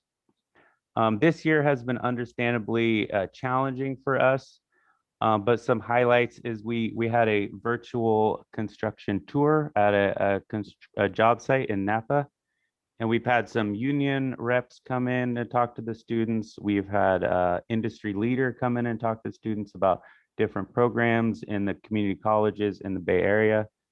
And we've done some modeling projects and really focus on sort of building science. And my motto this year is construction is all around us. So kind of identifying how these pieces that we're learning, how they reflect in the world around us. So that is my piece. Awesome. Thank you. We also have a video, and could I ask Ms. Riddick to introduce it, but I'll cue it up as we go. If for some reason we have difficulty, I will plug it in the chat, and you guys could view it at your convenience, and we'll just adapt like we've been doing all year with our technology challenges. So students and I just prepared this video to kind of highlight our program and let you know what students have been up to this year and in the past, and will be available for questions if you have anything to follow up with. Thank you for having us. If for some reason you can't hear it, if somebody could just raise their hand, because I have it on the full screen, that will let me know that something is not going to plan, but I'm going to go ahead and play it now. Evening, we would like to thank the Santa Rosa City Schools Board for letting Elsie Allen High School Agriculture Program present at tonight's board meeting on behalf of Career Technical Education. We are thrilled to be here. The instructors that we have at Elsie Allen are Ms. Parlato, Ms. Riddick, and Ms. McAllister. We were all in ag programs ourselves. An interest became a passion, and a passion became our career. We are happy to serve a 3-ring model even during the pandemic. Our 3-ring model consists of SAE, FFA, and classroom and laboratory instruction. This allows students to get hands-on experiences in the classroom, have relevancy outside the classroom, and also gain leadership skills and build relationships. In FFA, students have these opportunities. During distance learning, we have still been able to have Zoom meetings and some small in-person activities while making it safe. Some of the benefits of having an SAE project are that students can earn money and gain hands-on experience to help build a resume. We have also been able to have SAE projects with small cohorts of students, all outdoors in social distancing. Some of the courses we offer are Earth Science and Agriculture, Floral Design, Ag Mechanics 1, Living Earth and Agriculture, Landscape Design, and we're hoping to offer Farm to Table next school year. For upperclassmen, we offer Living Earth and Agriculture, Ag Soil Chemistry, Landscape Design, Veterinary Science, Ag Mechanics 2, Ag Power Technology, and once again, hoping to offer Farm to Table this year. Now, let's hear from some students and their experiences.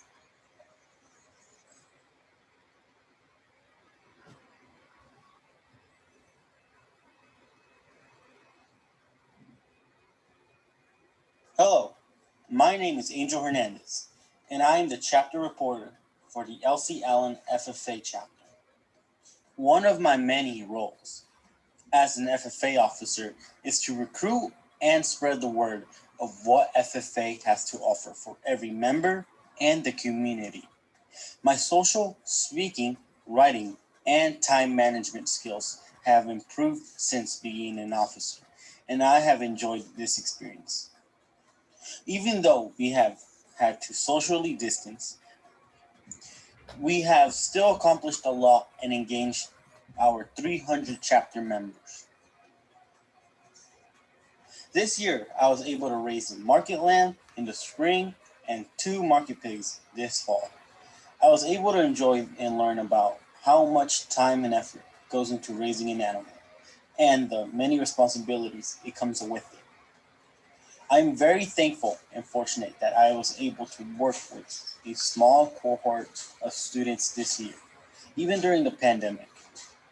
It gave us a purpose, an opportunity to learn off screen, and the ability to earn money. I am looking forward to raising another lamb this spring and sell it in the Sonoma County auction. In the ag program, I have taken ag science and ag mechanics courses.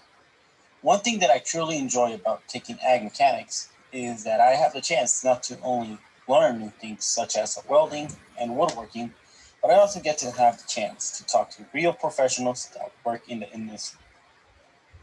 This was always available during in-person learning, but our teacher has also made this possible during distance learning. One example of this in person was my first year in Ag Mechanics 1. We were learning about welding, and our ag teacher brought in someone who was a welder. We were able to ask them questions about their career, see what took to be a professional welder, and opportunities it could provide us. Every year, we also have speaking and demonstrations from the Universal Technical Institute. When I'm outside of school, I'll work in landscaping.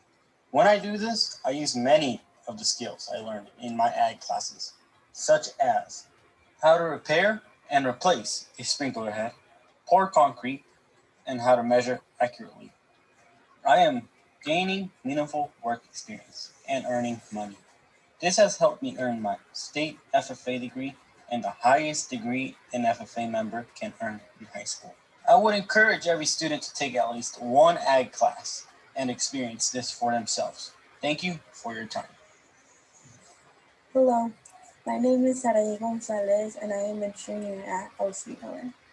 The reason I decided to enroll in my first ag class, floriculture, is because my older sister was also in the program. She graduated with the class of 2020 and was also a program completer in the agriculture program, taking 4 years of ag courses. I always saw how much fun she would have, how much she learned, how much she grew as a person. Joining the ag program was something I looked forward to even when I was in middle school. I decided to stay in the ag program because once I joined, I experienced how much fun it was and how much I learned about new things, other people, and myself. My favorite thing about taking an ag class is that there are a lot of hands-on activities that we perform in class. We don't just read textbooks and do worksheets. We get hands learning, even during the pandemic. We do labs and collaborate with our classmates. We get a chance to meet new people who we probably never would have met outside of the ag classroom. What I like most about the ag program is that it's a safe place. I really feel comfortable around everyone in the ag program, and even more now since I took on a leadership role. This year, I am serving as the chapter secretary. It's helped me a lot with personal life skills. I am thankful that even during the pandemic, we were able to have a hybrid officer retreat to develop our leadership potential and create fun and engaging events for over 300 LCL and FFA chapter members. The ag program has helped me work towards my future goals. I'm better at working with others and communicating with others because of this program. One of my future goals is becoming a nurse. The medical field is not a part of the agriculture industry, but the ag program has helped me improve my communication skills, teamwork skills, leadership skills, and so much more. All those things are good qualities to have in any job or career. I used to be a very shy person before being in the FFA program, but now I've been a part of multiple public speaking events and I'm more confident with myself. Hello, my name is Blaine Mills. I'm a graduate of LC Allen and an alumni member of LC Allen FFA.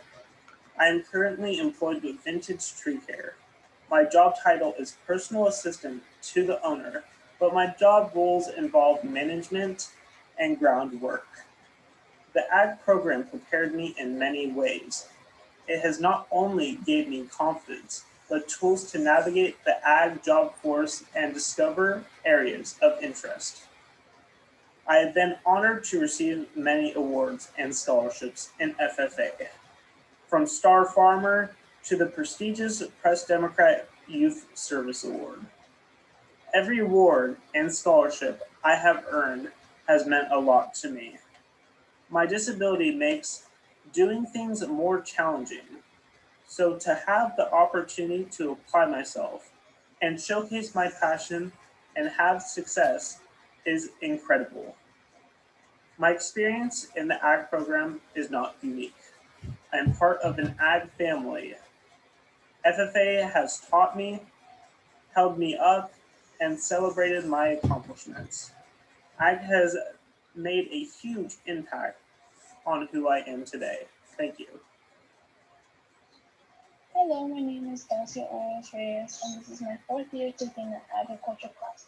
I will be a program completer. I have earned my state degree this year, attended numerous conferences, served as chapter delegate, and as our chapter FFA secretary. I choose to stay in agriculture all through high school because the classes are very hands-on, which is how I learn best, and it is also a lot of fun. I have enjoyed being involved in the ag program.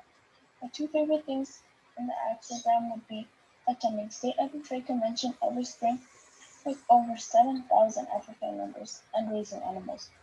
I raised 1 pig last year and 2 this year. I learned so much about raising animals, time management, and how to use my income to invest in future projects. Those things are the very best part of my 4 years. I am thankful to have met some of my amazing friends through being involved in this program. After high school, I plan to attend the Santa Rosa Junior College and go into a career related to floriculture or agriculture business. The ag department has helped me discover floriculture and decide what I want to do as a future career. I have loved being artistic and expressing myself through floral design. This year, we have even the ability to pick up flowers from school and make arrangements with their ag teacher over Zoom. Students in 401 can also get a college credit for taking the course if they do enroll at Santa Rosa Junior College. The best thing is that it is all free for high school students at LC Allen. I would recommend this program to incoming freshmen. Once again, thank you to the SRCS board and community for acknowledging our program as part of February's CTE month. We appreciate you taking the time to hear about our students' experiences and view student projects. Thank you and enjoy the rest of your evening. Thank you. That was so inspiring. Nice job. Everyone involved. Thank you. Really great.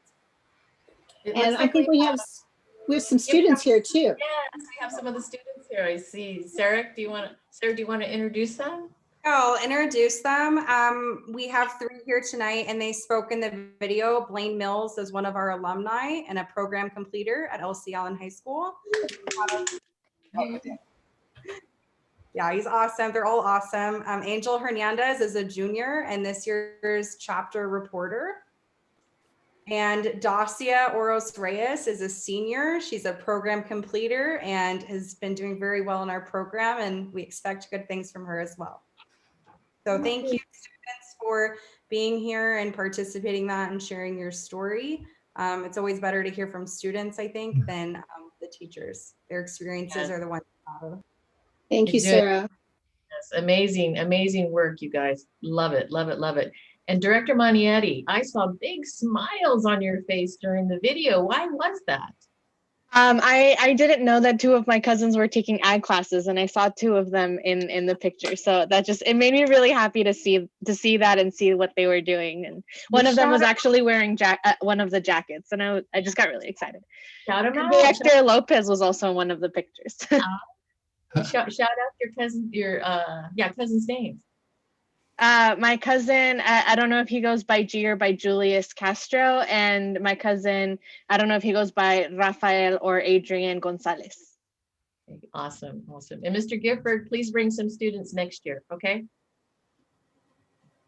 Yeah, I had some lined up, but no problem. Next year. Yeah, next year. For sure. Okay. Thank you, Mr. Gifford, for your work, and Monty. Yeah. All right. For sure. This is an action item, and we're going to take public comment at this point. So if you'd like to comment on this item, please raise your hand by clicking the raise hand button at this time. And it looks like we have public comment from Michelle Homestead. Good evening, Superintendent Kitamura and members of the board. I've been a teacher at this district for 8 years, and I know I'm relatively new to this career compared to some of my more experienced colleagues, but I plan to be here for at least another 25. I am invested in this district, not just for my work, but because I was a student in this district myself. I attended Biella, Comstock, and Piner. In fact, some of my teachers are in this room right now. One is even on the board. Hi, Ms. Fong. It's a sign of respect and admiration to call you by your teacher name, so I'm sticking with it. All of my teachers made an impact on me, and it's what persuaded me into this profession.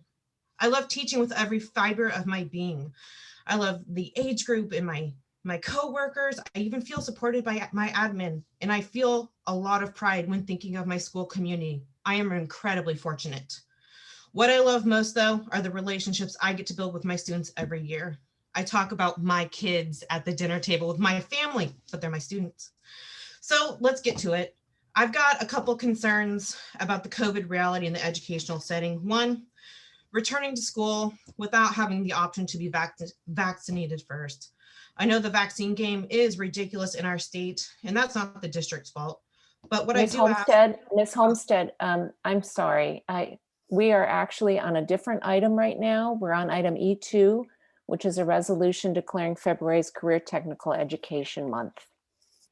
But we love what you said about teaching, and if you have something to say about the other item, maybe you could raise your hand at that time. Thank you.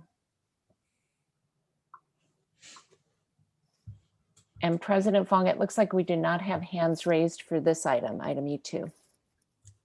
Okay, so I hope that she will come back to the next item when we're talking about that. So board, this is an action item or discussion. Director Manieri. I move to approve this resolution declaring February as Career Technical Education Month in Santa Rosa City Schools. And I second. Okay, that's great. Moved by Director Manieri and seconded by Director De La Cruz. Any discussion, board? Clerk Flores. Flores.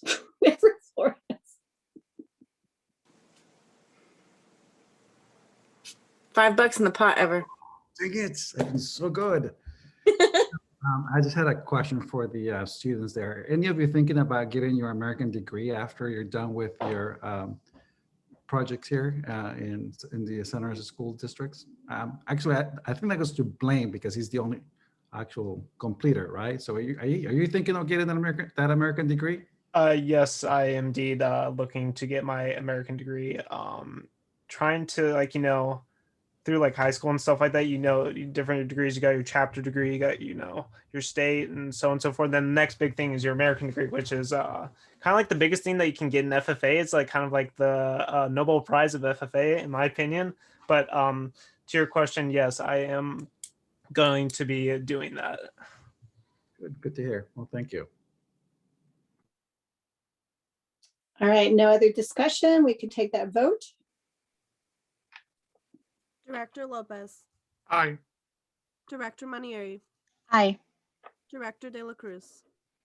Aye. Director Sheffield, Aye. Director McCormick, Aye. Director Flores, Aye. Director Medina, Aye. President Fong. Aye. All right, that passes. Congratulations. Thank you, everybody who was here, teachers, students. We're very proud of you. Appreciate that. Keep up the good work. Thank you. Thank you. Have a great evening.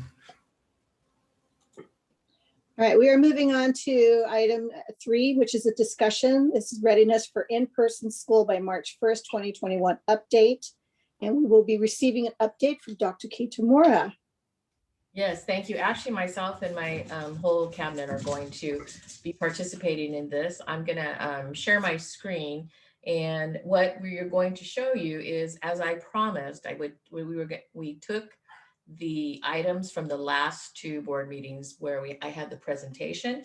We put them into a chart format, and we've got some colors and measurements going on here. What I'm calling it's our readiness chart. And so each of my cabinet members who are in charge of a particular area are going to talk about all the items, and we're going to go one by one. We're going to be very thorough on this. And we have a few pictures gathered to be able to share as well. So here we go. I'm going to share my screen. And I'll be toggling between 2 different tabs so that we can show the pictures at the same time. And my team, you might have to cue me a little bit just in case I forget to move them. Let me get you all on here so I can see you. There you all are. Okay, so as you can see, this is what we're calling our readiness March chart. So we're ready by March 1st. And we have listed out all of the things in the plan, our plans, things that we have been told by feedback that would like to be measured or included. And so we're just going to go right down the list here, starting with Assistant Superintendent Mazzara. And I think my cabinet, just unmute yourselves to be ready to go, because we're gonna go right through these. And what I will explain is how I did it is I did it based on a March 1st deadline. And then I backed up a week until February 1st when we put this information in here. And when we indicate the date, so for example, February 8th, that it's about 25% complete, whatever it is that you're going to see on the left, you will see that some, excuse me, some items go beyond that chart because that's just where we are in that particular area. So, Assistant Superintendent Mazzara. Thank you, Dr. Kitamura. The site-specific plans board will remember that we brought in January the COVID safety plan, and that included a district-wide CPP. There is supposed to have been a CSP for site-specific reasons, and a template was supposed to have come out. We've been hearing about this coming out from the county now for 2 months. Our elementary principals are developing basically what we think will be, but we consider ourselves red because we haven't actually gotten the template yet from public health. We expect to have it this week. I think within a week, and certainly by the next board meeting, we will go through the process and fill those out. The site administrators have been working through many of the elements of the site-specific plan, and there's some coordination that we'll bring back later. But I expect the elementary schools to be kind of wrapped up within a week or so, and we'll re-present at the board meeting from the 24th. And next, Assistant Superintendent Janelle. Good evening, everyone, and thank you for this opportunity. I'll be briefly addressing negotiations, and we certainly appreciate our collaborative relationship with SRTA and CSEA. In regard to SRTA, we are working with them on an MOU with language to clarify expectations when we're able to return to school for in-person instruction, and are making some progress. For CSEA, we are working through an addendum to the current MOU to provide clarity on safety protocols and staffing support for isolation areas on school campuses, and we have not arrived at a mutual agreement on this addendum at this time. Thank you. Next, we're going to move to Deputy Superintendent. Yep. Good evening, everyone. As I go through this list and was previously mentioned. This is in preparation for March 1. So you'll see some things that are complete but incomplete at the same time. Starting with cleaning protocols, we do have our cleaning protocols written. We're finalizing them though for the return and ultimately distribution to all staff beyond the protocols that have already been sent out for those staff on campus currently. Classroom and office area HEPA filtration has been distributed. We still have a few more and we're hitting spots that were previously missed and making sure there's adequate coverage.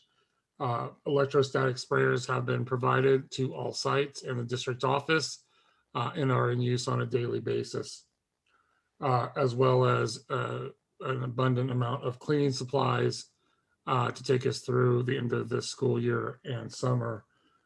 As we go through personal protective equipment, this is an area that we have been staging for since March of last year, trying to procure these items. Dr. Kitamura has some photos that she, I believe, is putting up on the shared screen right now, including surgical masks. And just to give you an idea of what is in stock and on premise, we have nearly 750,000 masks available for staff and student use. We have over 10,000 face shields that can be used by staff. Gloves, gowns, and hand sanitizer are also readily available and in stock. We still have close to 2,500 gallons of gallon bottles of hand sanitizer, as well as other distributable smaller hand sanitizer bottles. We have roughly 10,000 containers of disinfectant bleach-free wipes ready to go out to school sites. You'll see desk shields are in yellow. We have desk shields for our elementary schools that will be arriving to our warehouse within 7 days. So we expect those by about Wednesday of next week. Our signs we have posted some of the signs. We still have a few more to go, but we'll be prepared for our goal date. Isolation tents will be here by the end of the week with 2 distributed to each site, along with hand washing stations that we started receiving this week. I think our quantity in supply right now is about 220. And then all those in red, as we noted at the bottom of this, the distribution of the PPE for the return will happen during the week immediately following. The washing stations and tents will be provided as soon as they come in, so we can set those up in appropriate areas and then be able to secure those. What I am showing is the classroom layout, Rick. That is somewhere on here as well. Yeah, so you can see in the photos on the screen, this is 2 examples of how we are maximizing space for our groups that will be in classrooms by allocating 6 feet of distance between desks, as you see in photo 1 and 2. The yellow line there represents a cutout across either the front of the room where the teacher's desk is for their use with the class. The third photo shows those classrooms that don't have individual desks, but generally or normally hold 2 students per desk, where we've allocated which side of the desk should be used by the student, maintaining that 6 foot of distance. 6 feet of distance, excuse me. And as we go through this, we're constantly evaluating this with our principals, taking feedback. The M&O teams and custodial teams have been great about addressing space in classrooms. We know in some classrooms, they won't hold 14 or 16 students. Some will only hold 12. We're accounting for that. That's part of the planning that we're doing with teaching and learning and student services as some of the other items on this list are developed, including stable cohorts and class rosters for return to school. I think also to note that this photograph shows are examples of PPE in stock. This is, I mean, there is probably 10 times more in the warehouse of just what's shown here. But we just, Director Cook just took some pictures of examples of stock. All right, so let's go back to screening and testing. Assistant Superintendent Mazzara. So we've indicated a couple of areas that were on our CPP, talking about self-screening of staff. The colors indicate that we obviously have a plan for these areas that we developed into the CPP, but there are a couple examples that are still part of our negotiating. As an example, self-screening of students. We didn't consider that we're at there because that's still a subject of bargaining. We're still working through, as an example, isolation rooms and what the full context of that looked like. You saw the note about the isolation tents and other things that are coming through there. So where we think we are making solid progress, we're describing the phase of 25% that we're on target for those items. Our health and safety training, as an example, we've done a health and safety training, just a generalized one to CSEA. We'll be making that available to teachers at some of the upcoming PDs. And then we had an example of a vaccination workshop that we did the other night as well. Then there's some specific health and safety training that are coming up that are more related to things like the isolation rooms. Our quarantine protocols are being developed further. A lot of that is academic, meaning when a classroom has to shut down, it kind of coincides with becoming an asynchronous classroom for 14 days. And so it's kind of like in between both health and safety and in instructional. And just to note too, on the very far right, column G are document links. So whenever there's a protocol or a process, these links will eventually be placed into the slot. So they're there for reference. Next is communication. So I started 2 weeks ago reporting into the state about our status of distance learning, hybrid, or in person. And so I completed this week's today. So green. So I'm up to green on this February 8th date. Next is the Wednesday updates. And so you've been seeing my regular Wednesday updates of information specifically around COVID and or in person. So that went out tonight. So we're up to date there. Parent handbooks are moving right along with Beth Burke and Caitlin Wayhall, taking on the lion's share of that work, but also working individually with principals to be sure that it's site specific. And the video virtual tours of each of the school sites. We had our first filming today with Principal Amber Williams at Steel Lane. And so that's going to be the prototype for all of the other elementary schools. And the elementary principals have been fantastic in wanting to help each other to film and to produce. And so we will have those completed by the March 1st readiness timeframe.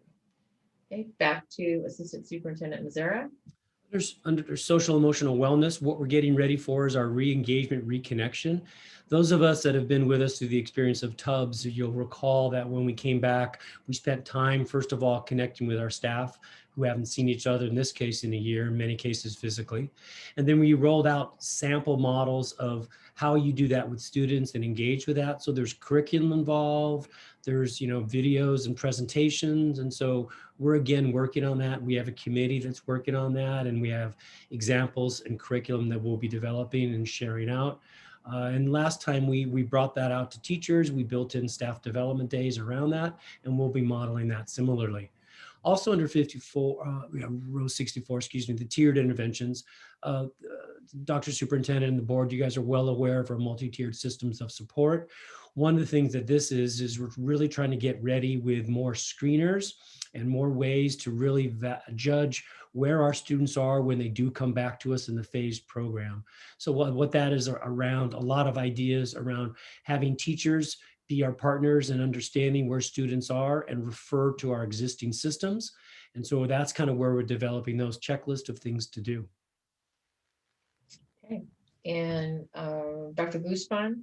for the learning continuity.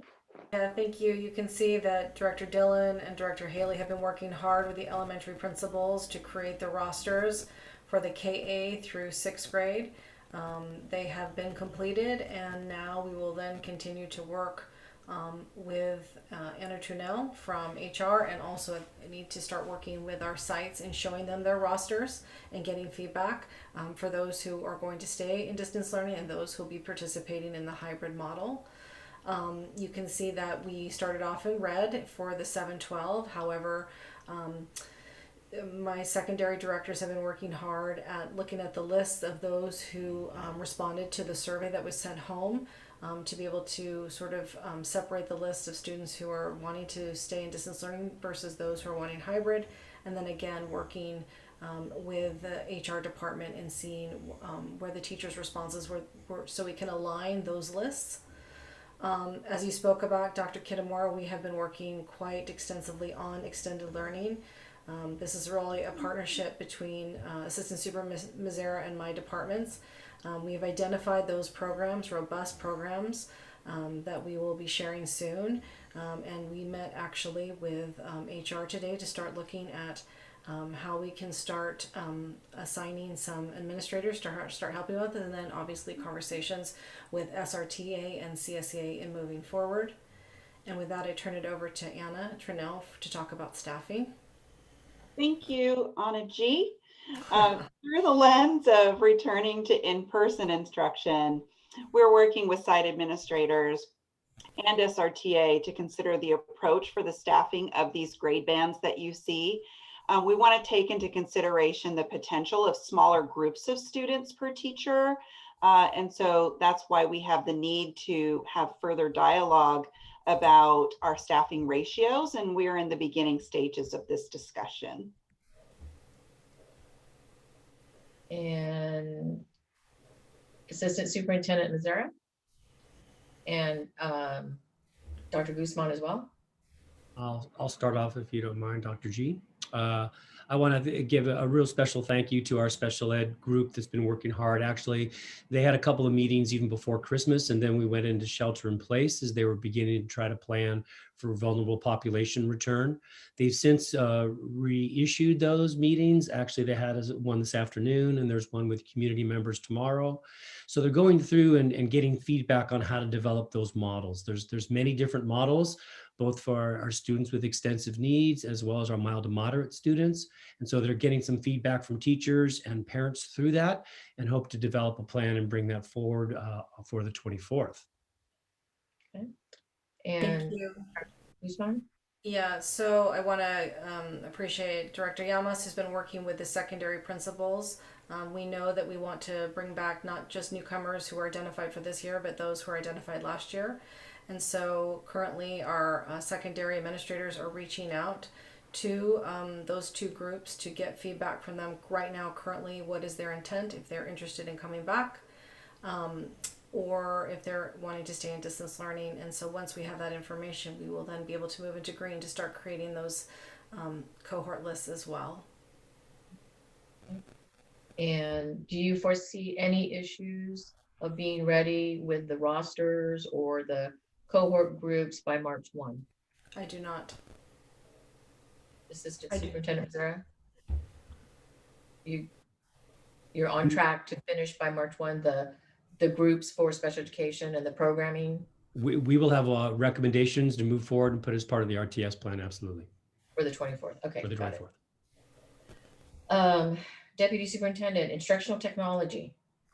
Yeah, so as we've all become more and more reliant on technology, we're preparing for the use of technology even when students return to the classroom, making sure that there's maybe not enough charging capacity for all Chromebooks, if you will, at one time in a classroom, but certainly for those that run out of power or have issues, as well as having spares on site or in classrooms to address that as that happens in real time. As we move forward, I'd also like to note that the work that we've done and the investment we've made in our network actually even paid off tonight with some issues at the district office.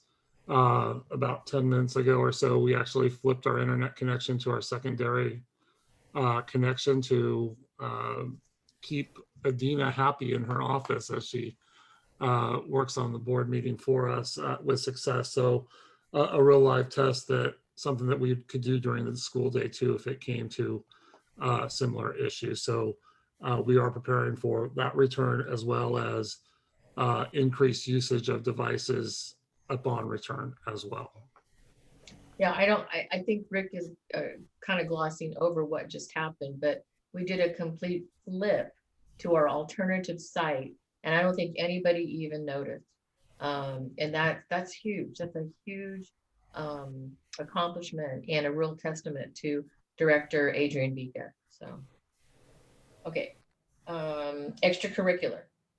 Yeah, thank you, Dr. Kitamura. Good news, as we're moving out of shelter in place, we can actually bring back some of our perpetual sports for to participate in practices, cross country, girls golf, and boys tennis, which is really exciting.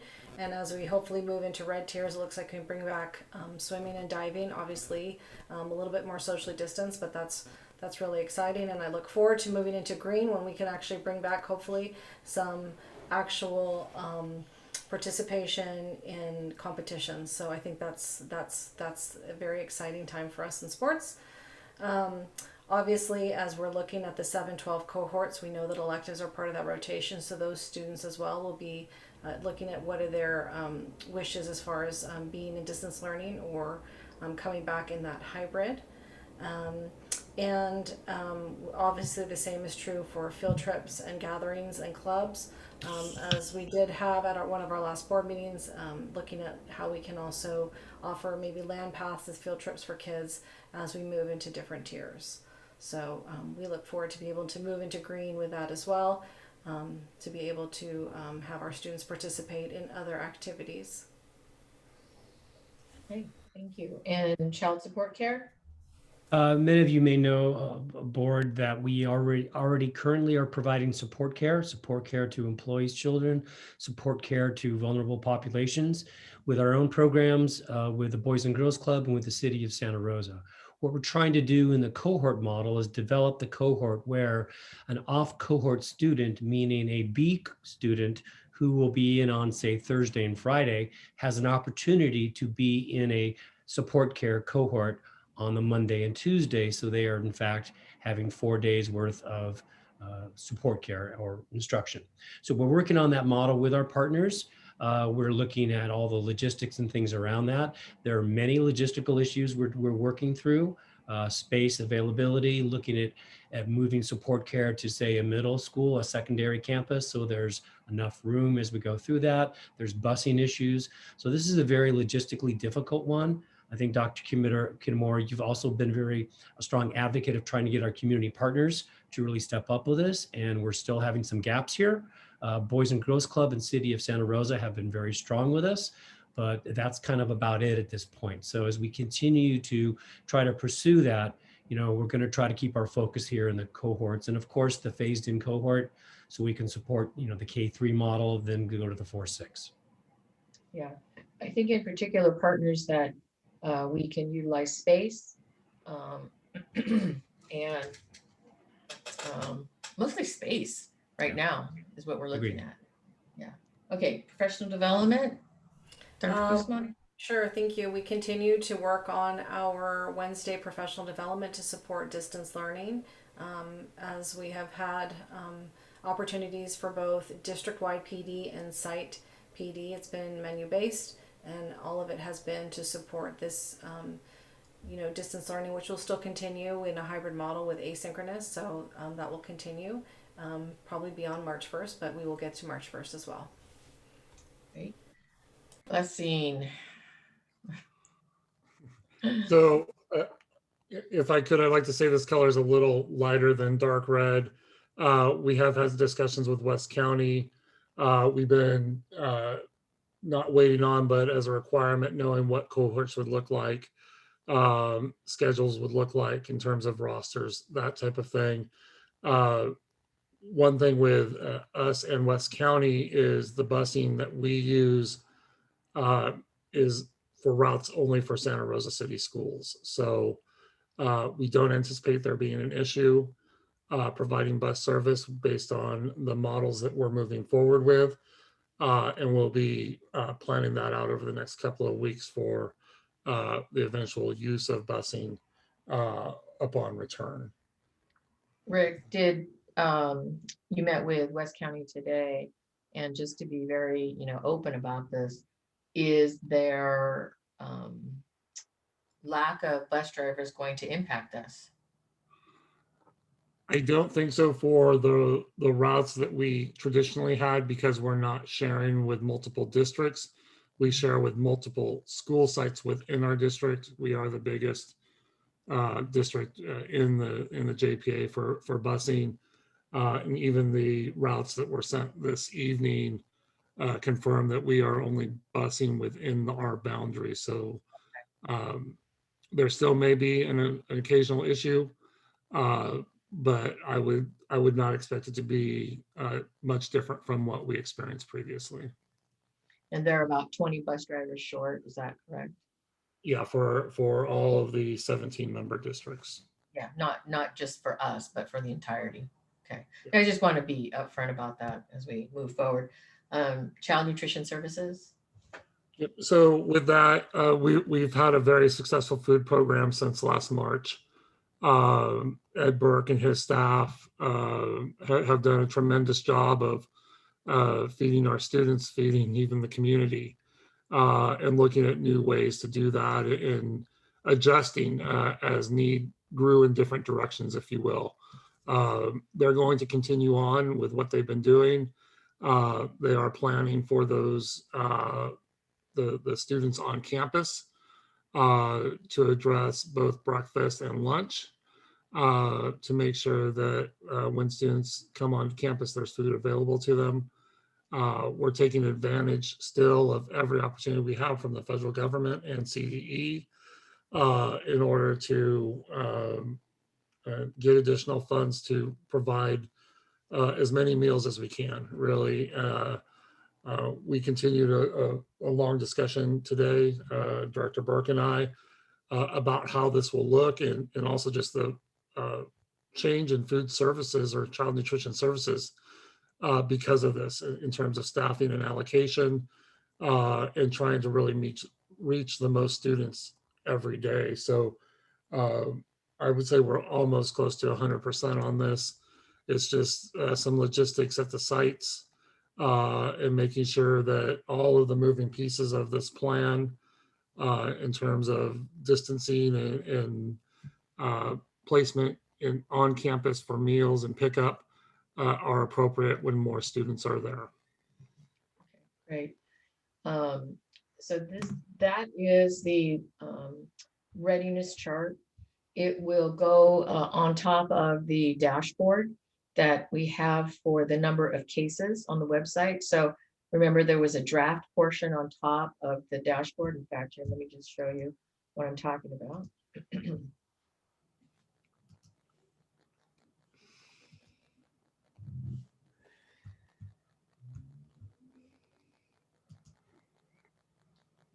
So this chart will replace this area here that says draft. And it will go live here this week, so that you can look at that along with our case counts here down below. This is on our website, and you just have to, it's right on the front tab. Let me do that slower. So when you come onto our webpage, click this bar, return to school information. Click that bar, just scroll down and you'll see the dashboard. Click on it. And the chart that you just saw, the readiness chart, will be placed here now in place of this draft area. And then our case count is still here at the bottom to provide that information. Additionally, I want to show that, Assistant Superintendent Mazzara can talk about this, but we got our first shipment of 3,000 surveillance COVID tests. And so we have some trials going on. Steve, this Friday or next Friday? Yeah, by next Friday, we should be able to, we're enrolling at the district office and finishing the trial. Remember, this is, of course, under the new company. we had all that ready under the original and part of the tonight's process. If the board agrees to the contract, the writer will go forward with that moving forward. And so we'll use the district office, maintenance, CNS, all those components to kind of go through that process a little bit and give it a trial. Great. And we are one of the drop areas for the Santa Rosa area. Is that correct? For the It is. tests? So every afternoon as this rolls out, every afternoon when we do our surveillance testing for students, we would be able to then take those reports and get those right in by that afternoon, and information should come in within 2 to 3 days. Okay, great. President Fong, I turn it back to the board for any discussion or questions. Again, we are providing this update as a readiness towards March 1 and using this tool now to help people see it more graphically. And we look forward to any discussion or questions you might have. All right, board, this is a time for clarifying questions. And I want you to be succinct because we are going to go to public comment in just a few minutes. And I see these people. I see Director De La Cruz, Director Sheffield, Director Manieri, Director Flores. Thanks, President Fong. I have 2 questions. The first is, how far along are we on kind of synchronizing our dashboards with the SRTA dashboard? Tomorrow we have another one of our meetings at 12:30 with SRTA, and we're going to show that and just try to use what Dr. Kitamura just showed, see how we can get. I think she admitted we're pretty close on a number of things, but I don't know if they've really seen the detail that Dr. Kitamura has just presented. Okay, great. They haven't seen this detail, but it is their feedback that helped create the style of this. And sorry, I have 2 parts to my first question. The actual kind of COVID positive case dashboard, is that something that we're also kind of looking at with SRTA and confirming that the information that we have versus the information that they have? Is that also kind of like an agreed upon dashboard or data? In our last conversation, that wasn't a high interest. They don't have that kind of student data, let alone their staff data. So they're actually relying on us on a lot of ways in our notification letters that we do. We're getting that information far faster. And in my understanding, the last conversation, that wasn't an area of focus because that's not an area that they can really measure. Okay. And then my second question was kind of like deep in the weeds on some of the difference between hybrid and distance. And I'm just wondering if you could talk a little bit more about, kids who have chosen distance learning. Is there a way for them to be kind of in the same class with kids who are in person and just following along by video? Or is it like totally different style of being in class? Like, can you talk a little bit more about what those details will look like for those people who continue to choose having their kids at home? Yeah, they will not be sort of, thank you, Director De La Cruz, for that question. For those students who will continue in distance learning, obviously they'll still have that opportunity to have that asynchronous sort of time and honestly time in which they are interfacing with their teachers on Zoom. And those who are coming in hybrid will then have, especially if you're talking about elementary, will have the AABB model, and so they'll have that opportunity as well. As we've talked about before, that based upon the lists that have been created and looking at sort of what was taken from the data from parents and also the data from teachers, there is possibilities in which students may have a different teacher and different classes based upon their requests. One of the things we have been talking about is to do one more shout out to parents through our SIS system to make sure that they understand that the option that they picked will be the option that they will have to stay with just due to staffing for the rest of the year. So making sure we get one more data point from families so that they've made the correct choice. And where the teachers are going to be separated into remote school teachers and then our in-person teachers. So those teachers who are needing to be in a remote setting or will be the teachers for those students in distance learning. Okay, thank you. Director Sheffield. Thank you for the update. Assistant Superintendent Mazzara, you talked about expecting a template from Public Health this week, and Rick, you had talked about, or you were given us sort of a overview of PPE stock and inventory, as well as a really great visual of what we're seeing as far as meeting some, meeting the needs, I guess. Is that guidance what we need to these added safety procedures and safety equipment? Is that coming from public health, or how do we know that we are providing what is necessary? Let me start first, if you don't mind, Deputy Edson. We obviously have been studying the guidance for many months now and going through that. And the guidance was reissued under something called the Consolidated School Guidance, and we refer to that. That has cross references to other documents as well. So as we go through those pieces, that's where we're getting our guidance. Honestly, and public health is listening, let's have a conversation. It's come to our attention that they are not in tune about our school guidance as we need them to be. And we are educating them a little bit on what is we are seeing on our school guidance. So we know what those guidances points will probably be. We have to give them the narrative around it. We already did our district-wide plan, the COVID school plan and the CPP under that. We just have to do those same elements for each individual school, as an example of drop-off points, egress, ingress, locations, the real specifics about the flow of students, which bathrooms. That's what we discussed that the principals are doing. So that's really what they need to be able to see, is just the nuances for each school. And I think the elementary principals will have that dialed in very shortly. So then, as far as what we're expecting from public health that you had mentioned, Steve, this week, what is that? Like literally a template that is probably a model off of something that Sonoma County has already given us weeks ago.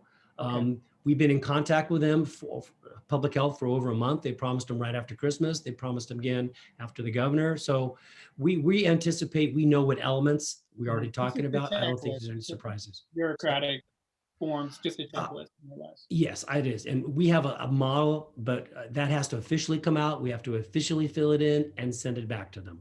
Okay. So that's the component, and I'm confident we'll have it done for the 24th. Okay. And the second question I have is around testing kits. It looks like we have plenty. Who administers those? Right now, the plan is to develop a team of perhaps outside vendors that would come in. It's a pretty intricate process in terms of the logistics of it, but physically it's a matter of a student or a staff member being given a bag, barcode scan, gets registered to that student or staff. They swab themselves, put it in a Ziploc, drop it in a bag. We bring it to the drop-off point. So that's logistically around it. We're talking right now about a contract coming forward that would either have some clerical staff or support do it, so it doesn't become a burden to our existing classified staff. Okay. But it's a self-administered. Yes. Okay. And Donna G, you had talked about, I think with the exceptions of sports and extracurricular activities and field trips that you had presented, I didn't hear or see anything in the slides or photos about outdoor classroom setup, weather permitting. Is there any plans in place for that at this time? I think that's a conversation piece that as kids come back in KA3, especially with principals and students who are coming back for hybrid, that is a possibility. Are you talking specifically for those students who stay in distance learning?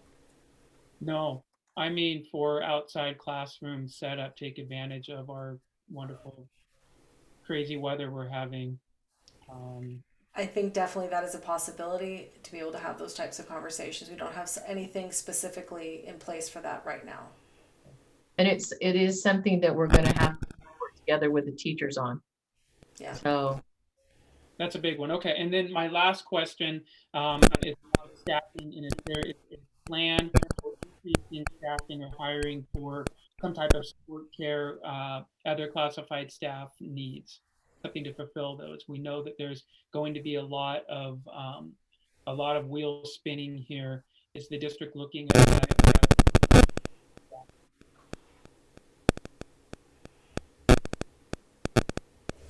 No D saying aloud right now. Stop it, whoever's doing that. I think it's Dr. Guzman's feedback that interrupted Ed's last question there. Could you repeat it, Ed?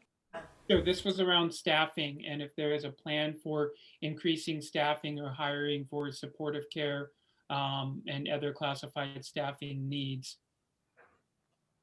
We're going to try with our existing staff and partners. First of all, as you're, I think, pretty well aware, we have a real hiring issue in our classified positions. We have over 30 vacancies in special education, and that classification and making that happen, we know that's a strong need. I don't know if we're going to be able to fill that in those current positions as we do it. We've talked about using our substitute pool, our certificated substitute pool for some of that. That's probably a better avenue. And so we're developing that pool, getting vaccinations. And then when those numbers come forward, then we'll be able to kind of give a better idea of whether or not we can use the certificated staffing pool for filling those support care classes. I do like the idea of reaching out to maybe our substituting pool. Absolutely. Okay, that's all my questions. I'll stop there. I also think Boys and Girls Club have indicated that they would grow along with us and grow for our need. So I think that's another good one. It is. Director Manieri.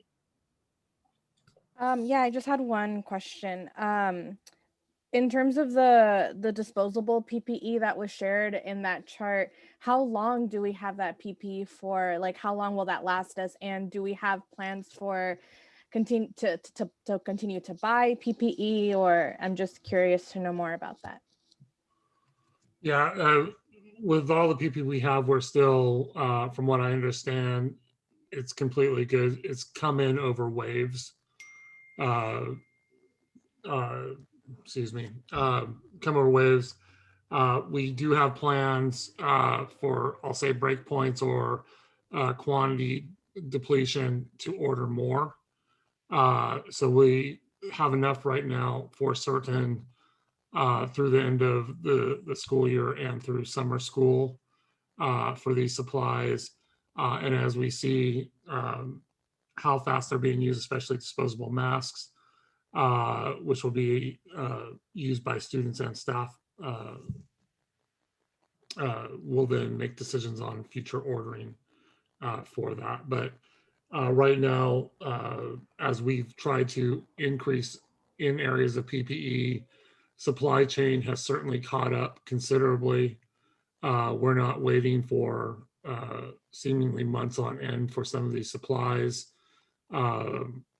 You know, even some of the stuff that we've ordered in the last 2 or 3 days to have on hand is going to be here within, 5 to 10 business days, which is quite amazing. So we feel we're in a good position, and we have some vendors that are willing to work with us where we can procure more as needed.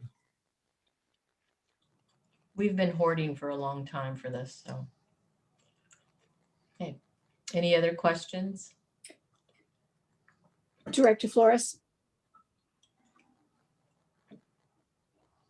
Yeah, I just have a couple of questions. So regarding the busing schedule that you mentioned, do you have that already planned out? Is there, do we know how many buses we'll need, or what sort of bus fleet capacity are we going to need to make sure that we have enough busing to bus the students in a cohort model or a hybrid model?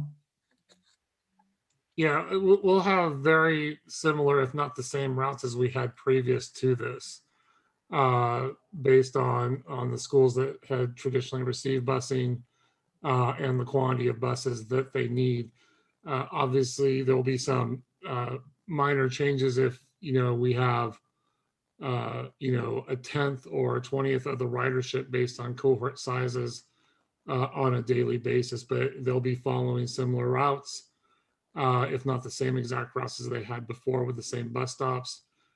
So we don't anticipate needing additional bus routes for this. Okay, and then the second one, you all talked about preparing for special populations, and I received a couple of emails and text messages from some of my constituents saying that some parents were not aware that some of their students were eligible to be part of a small cohort. Can you talk a little bit more about how that works and how parents can participate in small cohorts if they belong to one of these special populations like special ed and English language learners? So, Dr. Guzman, let me start with the special ed. Sure. So currently with our support care, the principals under the current model that we're offering for over 300 students is, it was a K-6 model, and the principals identified their students of those students that meet the criteria: foster youth and homeless, special education, and EL learners. They made individual phone calls with their attendance calling teams and asked those families who wanted to participate. That's how we began the current list of students that are in support care right now as we speak. And then if someone leaves, they've reached out to someone else on that list. So that was done individually by each principal. As we go forward to look at expanding, part of it is our model that we develop. So, I mentioned we are having conversations in special education on what our model for the vulnerable population, our students with exceptional needs, are more of a mild to moderate. So depending on that will depend on how big our population is that we need to reach out with. So likewise, special ed has also done a survey to see who wants to come into these possible special ed cohorts. So we're still gathering that information and then obviously taking the staff that are available, the students that are available, and then really developing that model together. And English Doctor, Yeah, for the newcomers, the list have been created by the district and shared with the site principals in the secondary, and they are currently reaching out to parents, utilizing staff at the sites to have the conversations that they're interested in coming back. We've identified about 150 students in 712.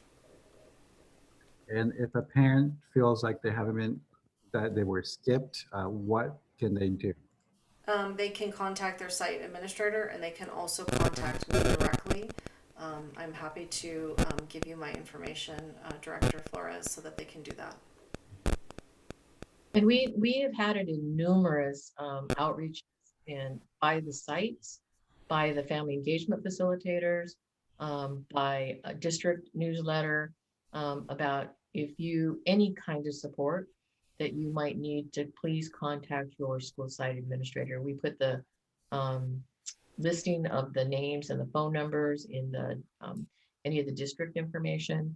I think if that's a call that a couple calls you've been getting, then my team, we need to reach back out to our administrators to reach back out to families in various modes, phone calls and texts, and we'll do that. We will do that. So Thank you, appreciate it. I would love that. So I need to make an announcement, and maybe Director Taylor Cruz, you can help me with this.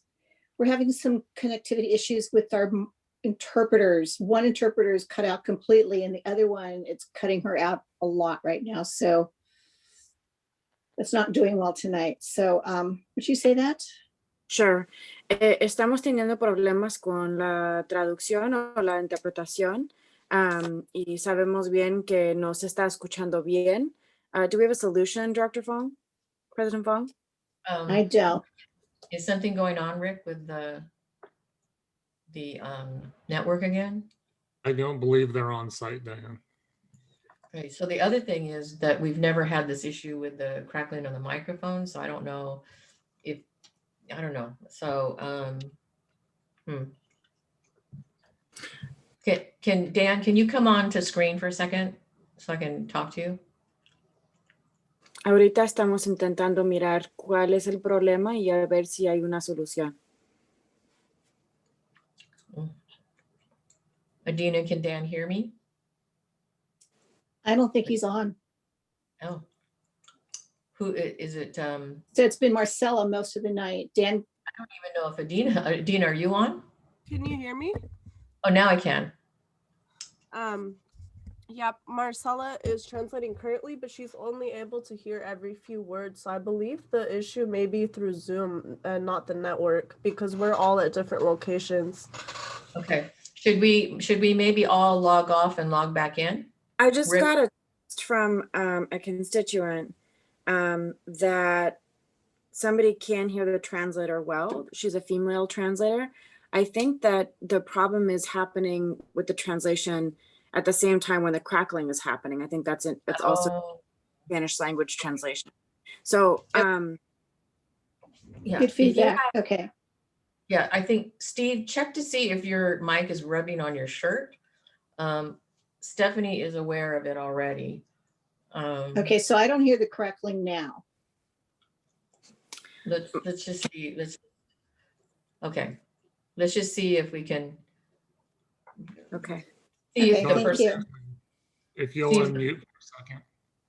So I'm sorry. I'm hearing from the interpreter in a direct message that Dan is not able to connect, and that Marcela, I think, is interpreter number 2. Is that right, Marcela? That she's having a hard time translating because her connection is unstable, and so she's only hearing parts of the sentences. Yes, she's coming on camera to say yes. Okay. So lo que está pasando, entendemos, es que la interpretación no está completa porque las frases no se están completando con los problemas con el sonido. So sabemos que sí hay un problema. Adina, Dan cannot reconnect. Is that correct? He cannot. He is located off-site, but his network is completely down. Okay. All right. Well, we'll have to continue through. And let's everybody just speak nice and clearly and slowly for Marcella. Okay. Thank you, Marcella, for handling it tonight.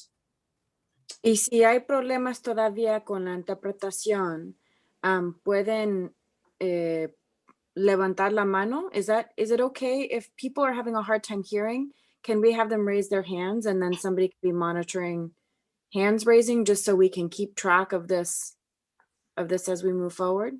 Yes. Okay, so nomás otra vez, si todavía tienen problemas en escuchar la traducción o la interpretación, si pueden levantar la mano para darnos saber que todavía hay problemas. That may be a little problem because hand raised means they're going to be speaking in public comment. It's okay. It's okay. We'll take care of it on our end. Okay. All I right, actually thank you. had 2 more questions. Sorry. That came up as a discussion. Do we have Director time? Flores, were you finished? Oh, sorry. No, I had one more question, sorry. Where is it? I was looking at your pictures and I have the Spanish translation, sorry. There. I was looking at the pictures and where is it? I lost it. Anyway, the yellow line, right? So I did see some of the pictures, that had enough space for, between the kids and the instructor. The picture on the far right, to me, right? It didn't have that. So, and I know you're still working on this. Has that been an issue in terms of the space, the 6 feet of space between students and teachers? Yeah, see that far right one there.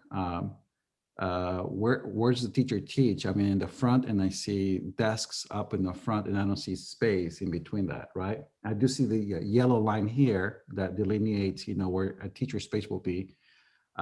So just curious as to see if there are other classrooms that are, part of that, far right one, or how are you planning to fix that problem if that is a problem that we're seeing?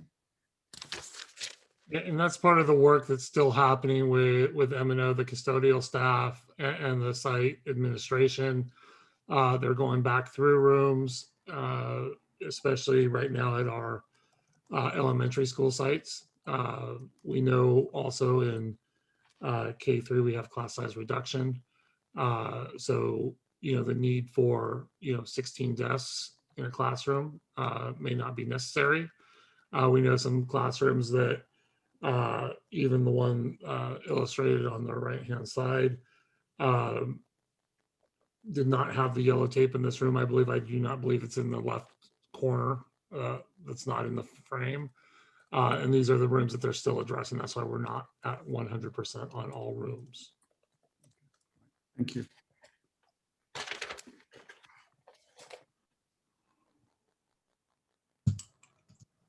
So I think Director De La Cruz had another question.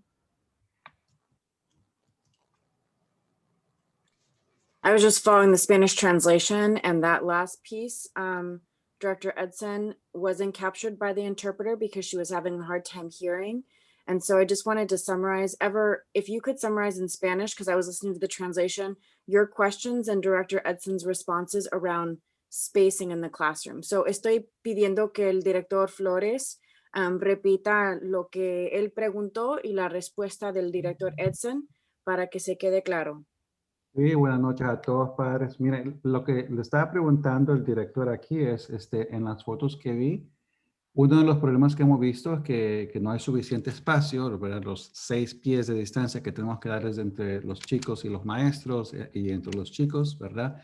Habían una fotografía, en particular la fotografía de la mano derecha, que no miraba o que no se miraba nada, que no se miraba la línea donde los maestros supuestamente tienen que estar para enseñar o para dar las clases, ¿verdad?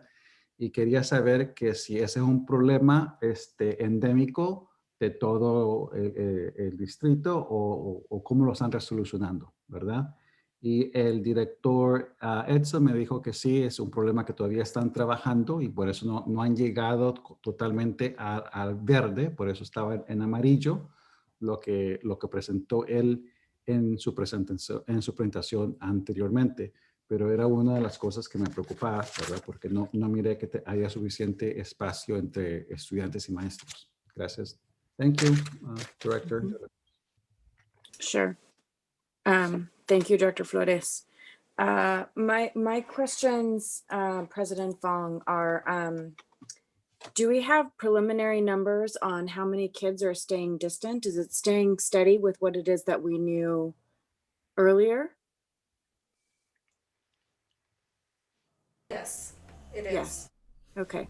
Allowing us the kind of 25% reduction in class sizes. Okay.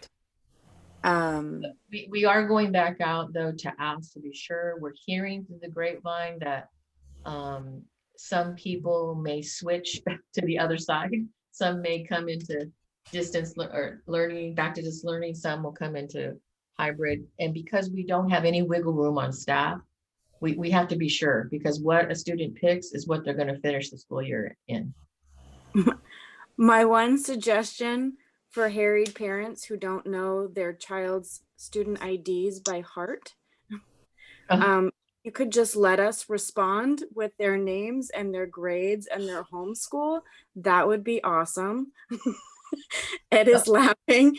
You may get more response from parents like me who have not filled out that survey yet because I have not memorized my children's student IDs. I am so sorry. The problem is that the problem is it's 15,000 tractions because we have to do it through our student information system. Okay. So I will know. come to your houses and I will paint on the sidewalk or something. Oh, seriously, Rick, is there any, I mean, that's the reason we have to track it through Illuminate so we can build the rosters. I've had the page up on my computer and keep forgetting to ask Olene her student ID number. Yes, good point, Ed. All right, folks. My second question is with regard to the kind of students who have and this is my understanding, please correct me if I'm wrong, that there are students who have a legal right to be in person. And so I'm not understanding why there is an additional step to identify those students again. And I'm just wondering how we are, I don't know, respecting those rights, as I understand it's a mandate under state law for them to be in person. So I just want to understand that a little bit better. Steve, you want to address, I believe Director De La Cruz is probably talking about special education and probably English learners. Both, right? Yeah, so we developed through the FAPE, the free and appropriate education IDA portion of it, what's called a district learning plan. So the state authorized us to be able to kind of give that tweak to the IEP that in a distance learning system or setup, this is how we're going to provide services. We are in purple tier, we are able to serve those populations, but despite that, we are still in a voluntary staffing situation and working on the MOU. So we're not able to provide services in those cases unless we are hiring outside vendors.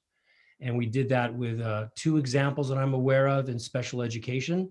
There's only one private vendor who was operating in the deep purple where we are. No other special ed vendors are operating. Our schools are operating, and there have been some assistance, like in the house, on the home, that we've been able to provide, but there are not enough operators that can provide services in the home for our students' needs. So we didn't have it. So I'm sorry, Director De La Cruz. Oh, go ahead. So what I'm hearing is that we don't have specialized cohorts right now for with specialized instruction for special ed and English learners. No, we do not. That's part of our conversations with our MOU and negotiating. We have voluntary cohorts that we've developed. We started with non-instructional. We started with one-on-one assessments. Then we worked last week, and we're working with instructional cohorts at this point. But no, we don't have that current agreement where we're going to create those in the purple tier for instructional purposes. And I apologize, Director De La Cruz, for butting in. That's okay. I was going to ask the same question, so thank you for clarifying. My second question is, I understand the directive to contact site-specific supports to get some clarity on if your child needs to be in person. One of the things that I'm wondering if we've considered is, again, kind of a main hotline for all things COVID instructional related for parents to call. Just one number, not having to track down kind of different contact information to really facilitate their being able to reach the person who will help them navigate, this essentially kind of request to be considered for in-person cohorts.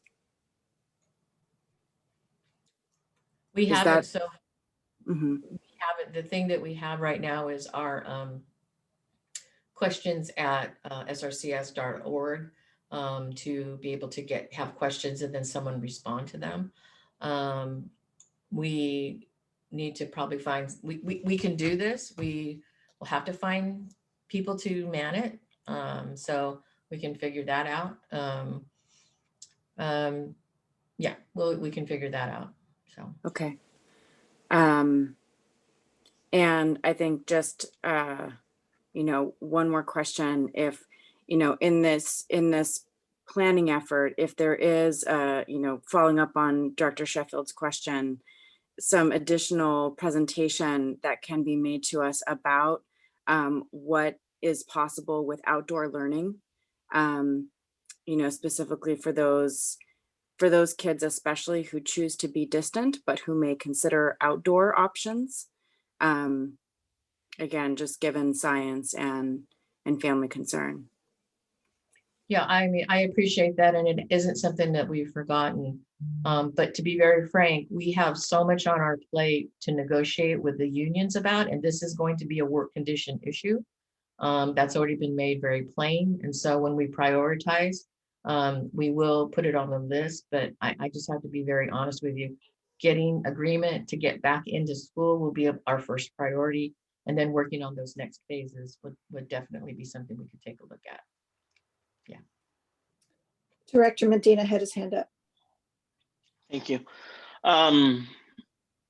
So one of my concerns in terms of like the rights of students to be taught in person is how effective are we being proactive in making sure that they know their rights, you know, culturally, specifically like the English language learners, you know, culturally, you know, I know that oftentimes parents, they just assume that the schools are doing right by them, but in this culture, it's, you know, you got to be proactive and advocate for your child. And I want to make sure that we're making sure that they know their rights to ask for it.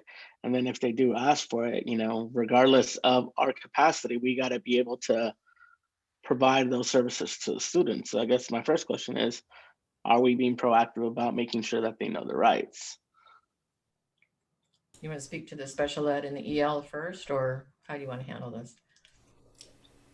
Well, I think that we can, sorry, Steve, I'm going to go first. I know that Edivijas Llamas at DLAC last week talked about the cohorts, talked about the coming back, and talked about what the plans are. And I know that Assistant Superintendent Mazzara and I have DAC, the District Advisory Committee, in which we have parents representing all sites. I believe it's next Thursday, we're going to have a meeting there as well to be able to address sort of where we are and how we're moving forward. And I can turn it over to Assistant Superintendent Mazzara. Well, in addition on the EL situation, we're in contact with 3,000 of our English learners because they all have to be assessed. True.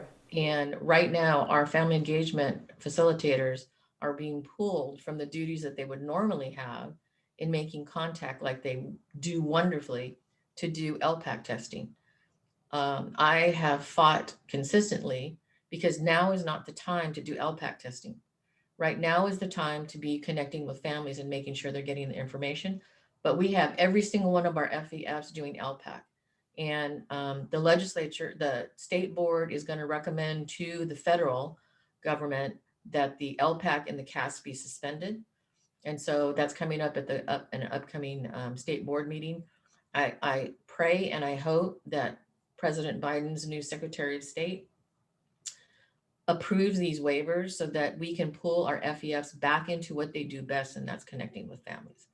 And so in terms of letting families know, we do the normal channels, but the not so normal channel is through our FEFs, but they can't do it because they're tied up doing LPACs. They make the contact with family, which I think are the way that we get information out. That's for the EL students. Steve, for the special ed students? Yeah, Director Medina, there is obviously a parent right that goes out just as a generic for special education, and that's in English and Spanish. Each case manager did reach out to families early in the year to talk to them and incorporate them in the DLP of how we're going to do that. I don't think that's necessarily addressing your question about coming back in this tier of services. We're going to use what Dr. Guzman and Dr. Kidmore mentioned, our resources for that, and we'll put the special ed lens on that for students to come back in our cohorts when we have services that we can offer in person. So, you know, legally we've met our obligation from the state that we're providing distance learning in a different way.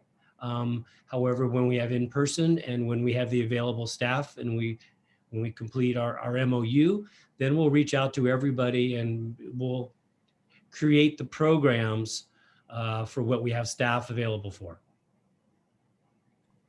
Just to clarify, so based on what I heard there was that, well, you know, when we have the staff, then we'll do it. But if I'm understanding, like, a right to have it is regardless of whether we have the staff, it's like they have the right, and then we have to find the staff to do it. Is that correct?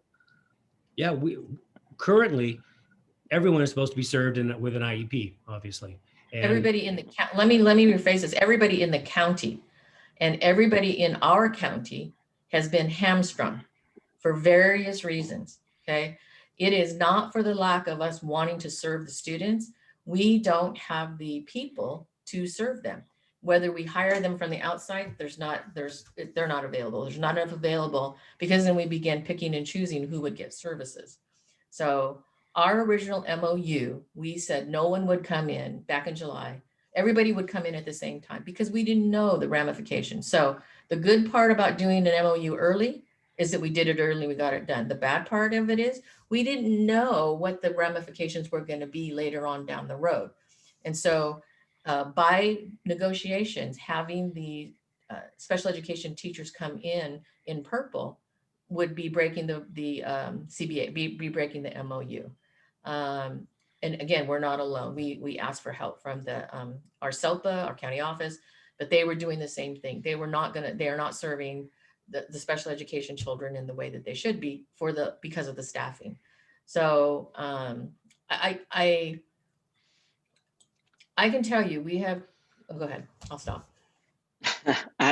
So I'll just end by saying that, staffing issues aside, I think the important thing is the communication to our parents so that they understand and know their rights, so that then they could act upon those and knowing the information. And I think for example, with ELL learners, I think ELAC and DLAC meetings are like the floor.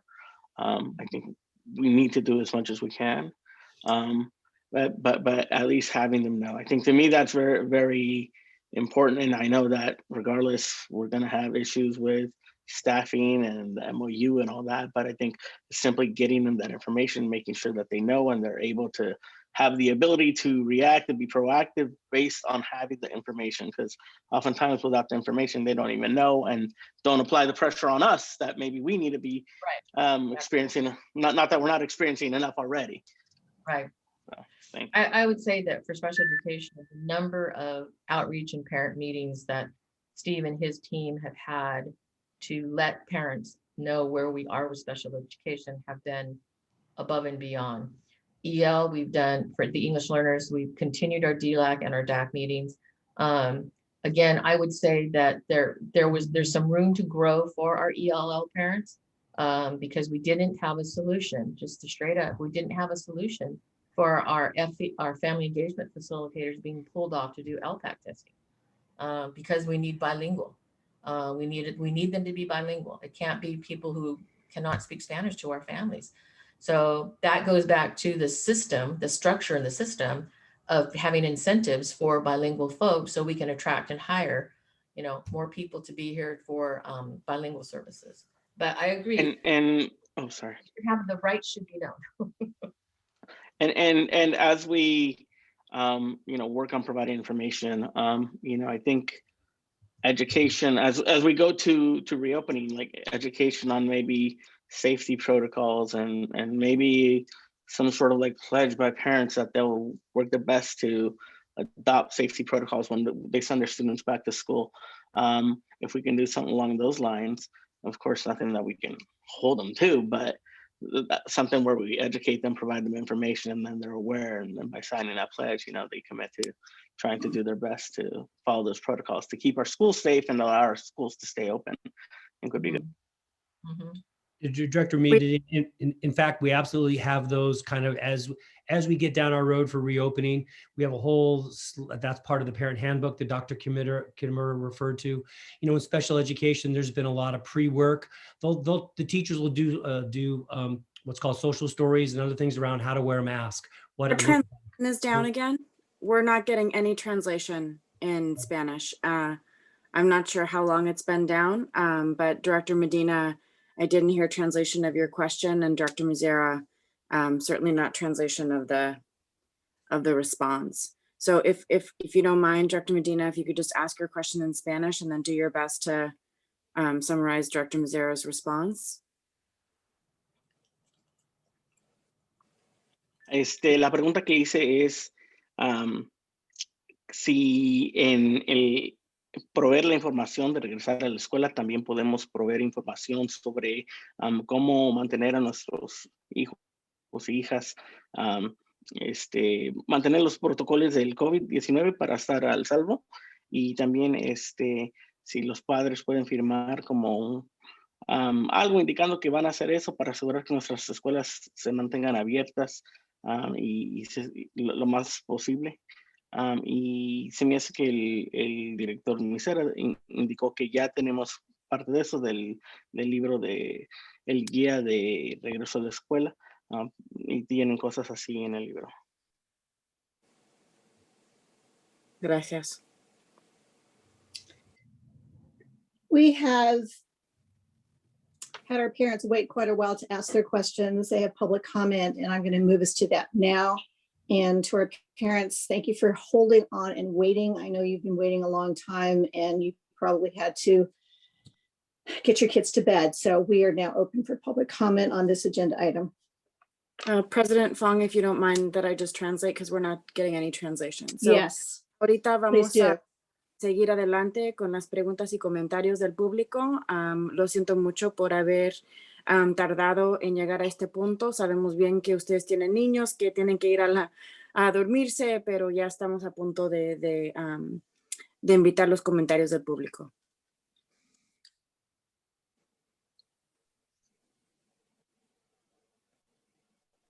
So, moderator, we have some hands up, I believe. So President Fong, just to confirm, we have a 2-minute time limit for public comment?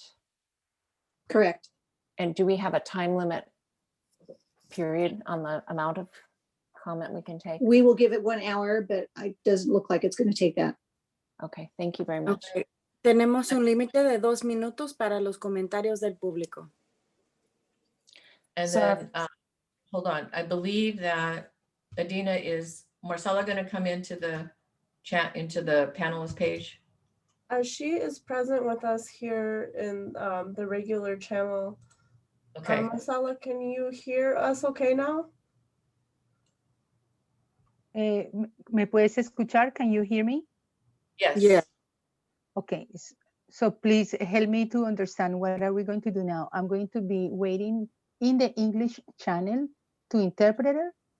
Yes, we're going to go kind of the old-fashioned way where somebody's going to speak, Okay. and you're going to go ahead and speak in Spanish so that we can be sure that the translation is happening. And then we have enough Spanish speakers in here that can Okay. also help as well. Okay. Thank you, Marcela. Okay. I will try my best. I know you will. Thank you. Okay. And Dr. Kitamura, just to understand, will she be translating the various public comments? Are they translated in the regular format? They are, aren't they? You know, when we have it- Simultaneously. Yeah. Yes. So we will need to translate. We can't. So it's hear going you, to take President Fong, you're longer. muted. President Fong, it's going to take longer. So just so I you just know. want to make sure that we give people longer to talk. Well, everyone's going to get 2 minutes, but the translation will take another 2 minutes. Right. Entonces la señorita Fong, la presidenta Fong, que está diciendo que todos deben usar solamente 2 minutos para Okay, hablar. so porque, right before we start, I want to make sure that we extend this meeting. So do I have a motion for that? y hay que hacer una moción para extender esta reunión. Move to extend the meeting until we get through the agenda. Correct. Okay, so that was moved by Omar Medina and seconded by Ever Flores. Everybody, hands up. Aye. Okay, Se está votando para tomar la decisión de si se puede alargar la reunión. all right, let's go. So if you'd like to make public comment on item E3, please raise your hand at this time. This is the Por time to favor, raise your levante la hand. mano si desea hacer un comentario específicamente. Por favor, levante la mano si desea hacer un comentario específicamente para el punto E3. Our first public comment is Janelle Payne. La señora Janelle Payne. Can I ask a clarification question on the translation first? Am I supposed to stop midway so she can translate or say my whole piece? Marcella, would you like the speaker to stop It midway? depends how long is your whole piece. They have 2 minutes. They have 2 minutes. So Janelle, yes, if you could stop, after a bit and let the translator translate, that would be great. And then we'll extend the time. Thank you. So good evening. I so appreciate President Fong's Facebook post mentioned earlier by President Lyon in defense of educators. Unfortunately, over the course of this pandemic, in the eyes of too many in the public, teachers have moved from heroes deserving of sainthood to villains holding our students hostage as we negotiate for increased wages and enjoy the easy life a bit more before returning to school. This is not only an incredibly unfair characterization, it is unequivocally false. I rise tonight to call on the board and the superintendent to announce strongly and publicly that educators in this district have been working tirelessly since our doors were closed last spring to do everything we can to reopen our campuses. La señorita Payne acaba de hacer un comentario en el cual aprecia la presentación de la doctora Kitamura y del presidente del sindicato, el señor Lyon, y dice que desafortunadamente los maestros han pasado de ser los héroes a convertirse en los villanos porque ante los ojos de mucha gente, porque se niegan a regresar al salón de clase, pero eso no es cierto. We have participated in return to school meetings, overwhelmingly approved an MOU with agreed upon terms for when we return. We have always participated in good faith to support our students in all ways possible at this time and have committed to negotiating our updated return to school MOU before we begin our contract negotiations. I call on you to put an end to the us versus them dynamic playing out in public by making it clear in no uncertain terms that teachers are not to blame for our campuses being closed now, and we have not been to blame for the last 11 months. As you've just discussed, there are so many unsolved issues, and SRTA is in control of one of them, our negotiations, and that's it. Lo que la señorita Payne está diciendo es que los maestros de muy buena voluntad han regresado, han participado en reuniones de regreso a la escuela, han participado en todas las actividades que han podido, han estado pendientes de las negociaciones con MOU. I also want to commend you for Es importante que haya claridad para toda la comunidad que no se puede culpar a los maestros porque no se puede regresar a la escuela en este momento, ni mucho menos por los 11 meses anteriores en los cuales no se ha podido ofrecer la educación de manera presencial. No es culpa de los maestros.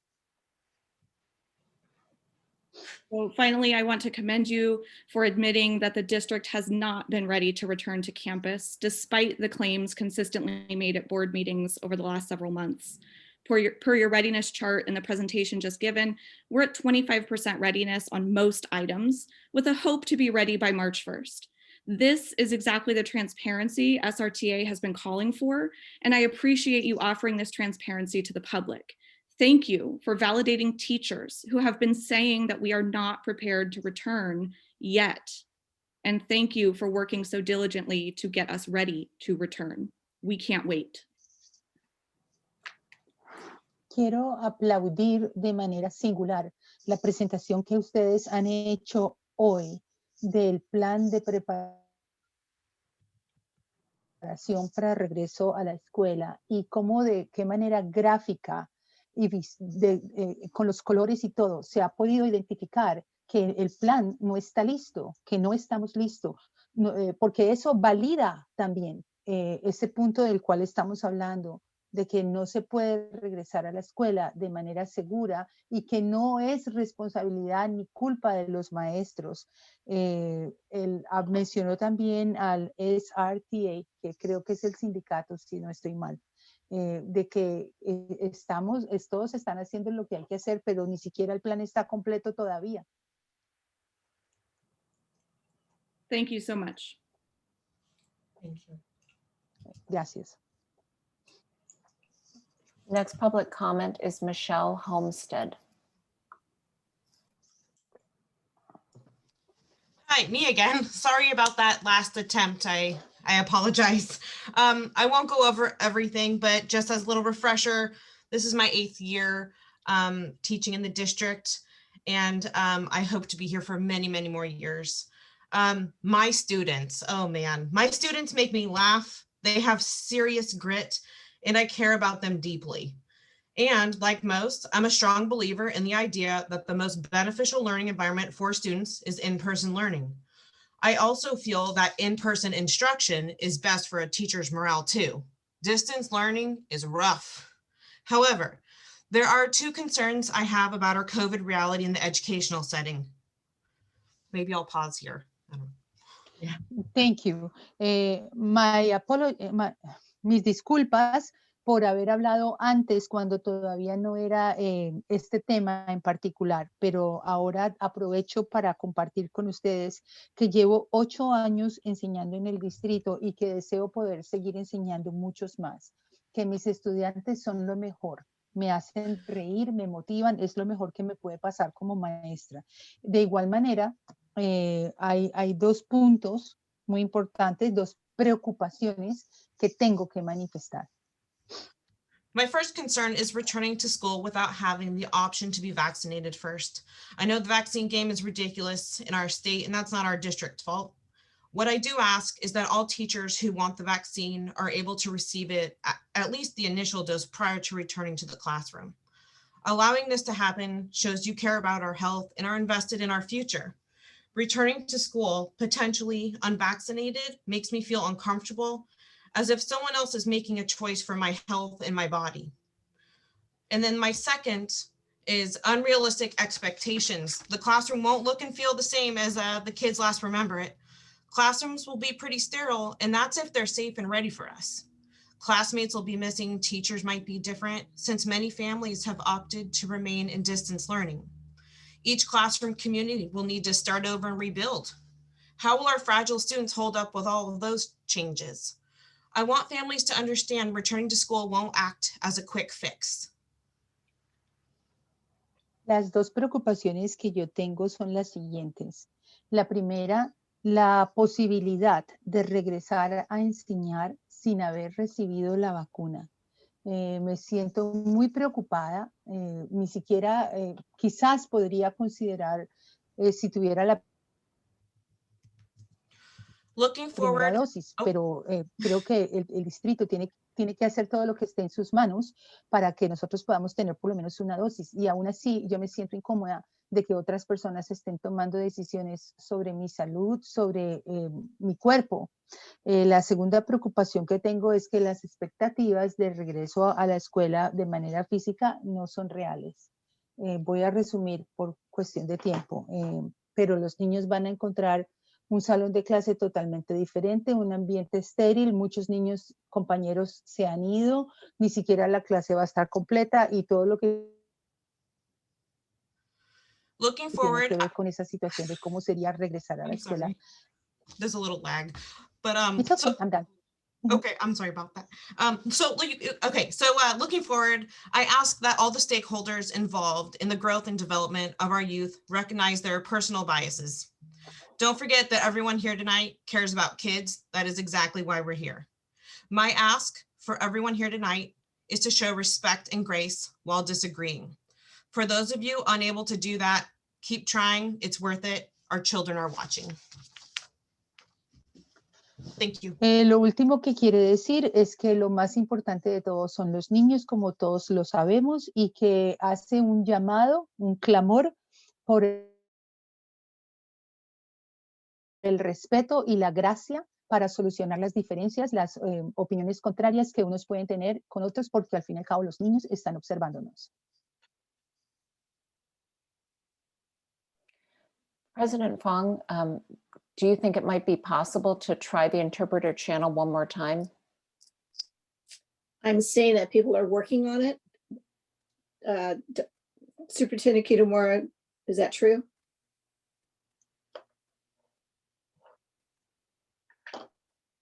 Can't hear you. It's $5. You can all have your money back. You don't have to pay me any $5. Okay. It may be a connectivity issue with Marcella on in her location that is causing, because she's even breaking up here right here in this area. So I don't think it's a Zoom issue. I think it's a connectivity issue. Okay, let's just keep on. Okay, our next public comment is Hannah Hoffman. Good evening. I'm speaking tonight as a teacher working in the district, and I just want to thank you first all for hearing us tonight and for shouldering what I can imagine is an immense amount of emotion coming in from all sides. This past year, obviously, this pandemic has exposed so much and so many deep issues in all of our systems that need to be addressed. In terms of education and returning to school in person, for every article that is posted stating how safe it is to go back in person, they all mention the same thing, that it works when measures are in place. Teachers are asking to ensure that these measures be in place. We aren't some powerful force that is conspiratorially blocking return in person. We are trying to work and have been working with everyone involved to make this happen. We know what is needed in the classrooms. Please extend us that respect and courtesy that we deserve as professionals. Thank you and good evening. La persona que acaba de hablar pide respeto y consideración para los maestros. Yo no le pude escuchar todo lo que dijo, lo lamento, porque mi conexión está muy mala. Pero lo poco que pude entender es que pide respeto para los maestros porque el plan debe estar completo para asegurar la seguridad de todos.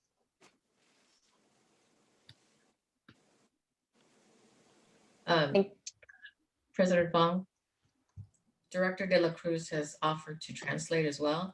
So maybe Marcela and Director De La Cruz can trade off every other one. Or Okay. I can try to go on the interpreter channel because I don't have the connectivity problems. Okay. Oh, that's a great idea. Dina, can you help her with that? Because this is going to take forever and it's not right for our Spanish speaking families. Yeah.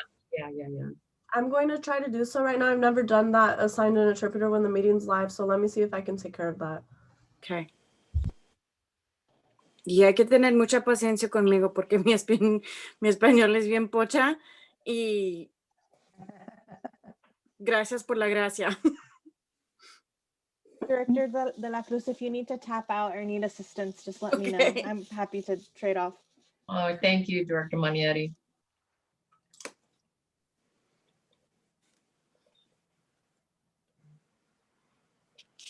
I'm curious what it's going to do to Director De La Cruz. Are we not going to see her or we're not going to hear her? Yeah, I'll be on the Spanish channel, trying my best to keep up. To all of those who are making public comment, please go slow, be gentle. I just attempted to add Director De La Cruz as an interpreter, but it's not letting me since we're already live. I would have to end the meeting to do so. Can you if you end the meeting, can you bring it, can we come back into the meeting? Yes. Okay, why don't we do that? Wait, is that true for the public too? They can come right back in? No. So this is my other suggestion. I think we need to go sentence by sentence interpreting. That will make it actually go faster. It sounds funny, but it will. And it will be more complete of a translation. So if that's, because I can do that more easily, actually. Okay. All right. Let's give it a go. Okay. Okay. Let's do our next public comment. Okay, our next public comment is Alicia Ustroki. Thank you. It's Alicia Utrosky. I know it's a weird one. Alicia, I don't know if you were able to hear that we're going to go sentence by sentence. So if you could say a sentence and let it be translated, that would be awesome. Yes, indeed. Thank you. I'm a second grade teacher and a new mother, and this initiative to rush back to school terrifies me. Soy una maestra y una mamá de un estudiante de segundo grado y esta decisión de regresar a la escuela muy rápido me da mucho miedo.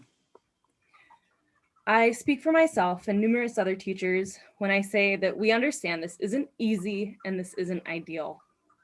Hablo por mí misma y también por otras maestras cuando digo que sabemos bien que esto no es fácil y no va a ser una decisión fácil. We see it daily in the sad faces on Zoom. We see it daily in the students that can't pick up their materials because no one's home to help them. Lo vemos diario en las caritas tristes, diario en los Zooms, y lo vemos también en los estudiantes que no pueden levantar sus materiales porque no hay nadie en casa para ayudarles. However, to shove us back into the classroom before cohorts are sorted and teachers know exactly how this will look is unacceptable. Pero empujarnos regresar antes de que sabemos bien los grupos y también antes de estar listos para regresar tampoco es aceptable. If the main concern is learning loss, then we have to understand that rushing back to school is only going to make things worse. Si estamos preocupados por las pérdidas en las enseñanzas que tenemos ahorita, tenemos que también saber que regresar tan rápido a las clases tampoco es la solución. Students will be shuffled and teachers will be frazzled, most definitely. And students K through third, nonetheless, it'll be incredibly disruptive for their learning. Los estudiantes van a estar trochimoche en todas las clases a la vez y va a ser va a haber mucha disrupción en su enseñanza y por los maestros y los estudiantes iguales. The plans that are being developed are amazing, and I really appreciate all the thought that's going into, the PPEs and the structuring of classrooms. Los planes que tienen ahorita sí están bien pensados y incluyendo a todo la material protectiva para los maestros y también en cómo estamos estructurando las enseñanzas y por eso estoy agradecida. But I think all this effort, if it's spread out over time and we are more and more prepared over the summer, that coming back in the fall to a hybrid model would be ideal for everyone. Pero yo creo también que todos estos esfuerzos que estamos haciendo ahorita, si tenemos más tiempo y hacemos este trabajo por todo el verano, vamos a estar más listos regresando en el otoño. And thank you for the time to speak. Gracias. Next comment is from Allie Myers. Can you hear me? Yes. My name is Micah. I'm a 6th grade student from Proctor's Elementary, and now it's way past my bedtime. Habla Micah, que es un estudiante en el 6º grado en Proctor Terrace y ya es muy tarde y él tiene que ir a dormirse. I have a really cool teacher at Proctor, Mrs. Lyon, who tries very hard to teach us all well and prepares for junior high. Tiene una maestra bien padre que se llama Mrs. Lyon, que ha hecho todo lo posible para alistarlos a ir al middle school, al junior high. But I don't really find the Zoom sessions the best format for me. Pero las sesiones de Zoom no son los mejores para mí. It's hard to focus and I get distracted sometimes and spend too much time in my room. Me distraigo muy fácil y también paso mucho tiempo en mi cuarto solo. We've also had some kids at school post videos of other kids from Zooms and then post them on social media without permission. También hemos tenido estudiantes en nuestra escuela que han tomado videos de sus alumnos en sus clases y han puesto esos videos en los medios sociales, en las redes sociales, sin el permiso de los estudiantes.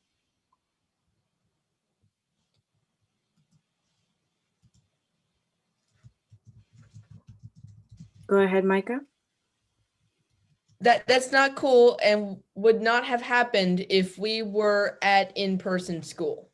Y eso no está bien, y eso no hubiera pasado si estuviéramos en persona en escuela normal. I also miss doing math on paper worksheets because it's hard to do math on a PowerPoint on the computer. También me hace falta hacer mis matemáticas en papel. No me gusta hacerlo en computadora. I really miss seeing my friends and interacting with them. También me extraño mucho a mis amigos y pasando tiempo con ellos en persona. I can't wait to go back to school and promise to wear my mask and wash my hands. No puedo esperar regresar a la escuela y prometo tener siempre mi máscara puesto y también de lavarme las manos siempre. I will do anything to be able to go back to school, even if it means having to clean and disinfect my desk every day. Yo haría todo lo posible para regresar a la escuela en persona, aunque eso también incluyera desinfectar mi escritorio diario y tener que arreglar todo diario. It would be worth it, and thank you. Good night. Sí valía la pena y buenas noches.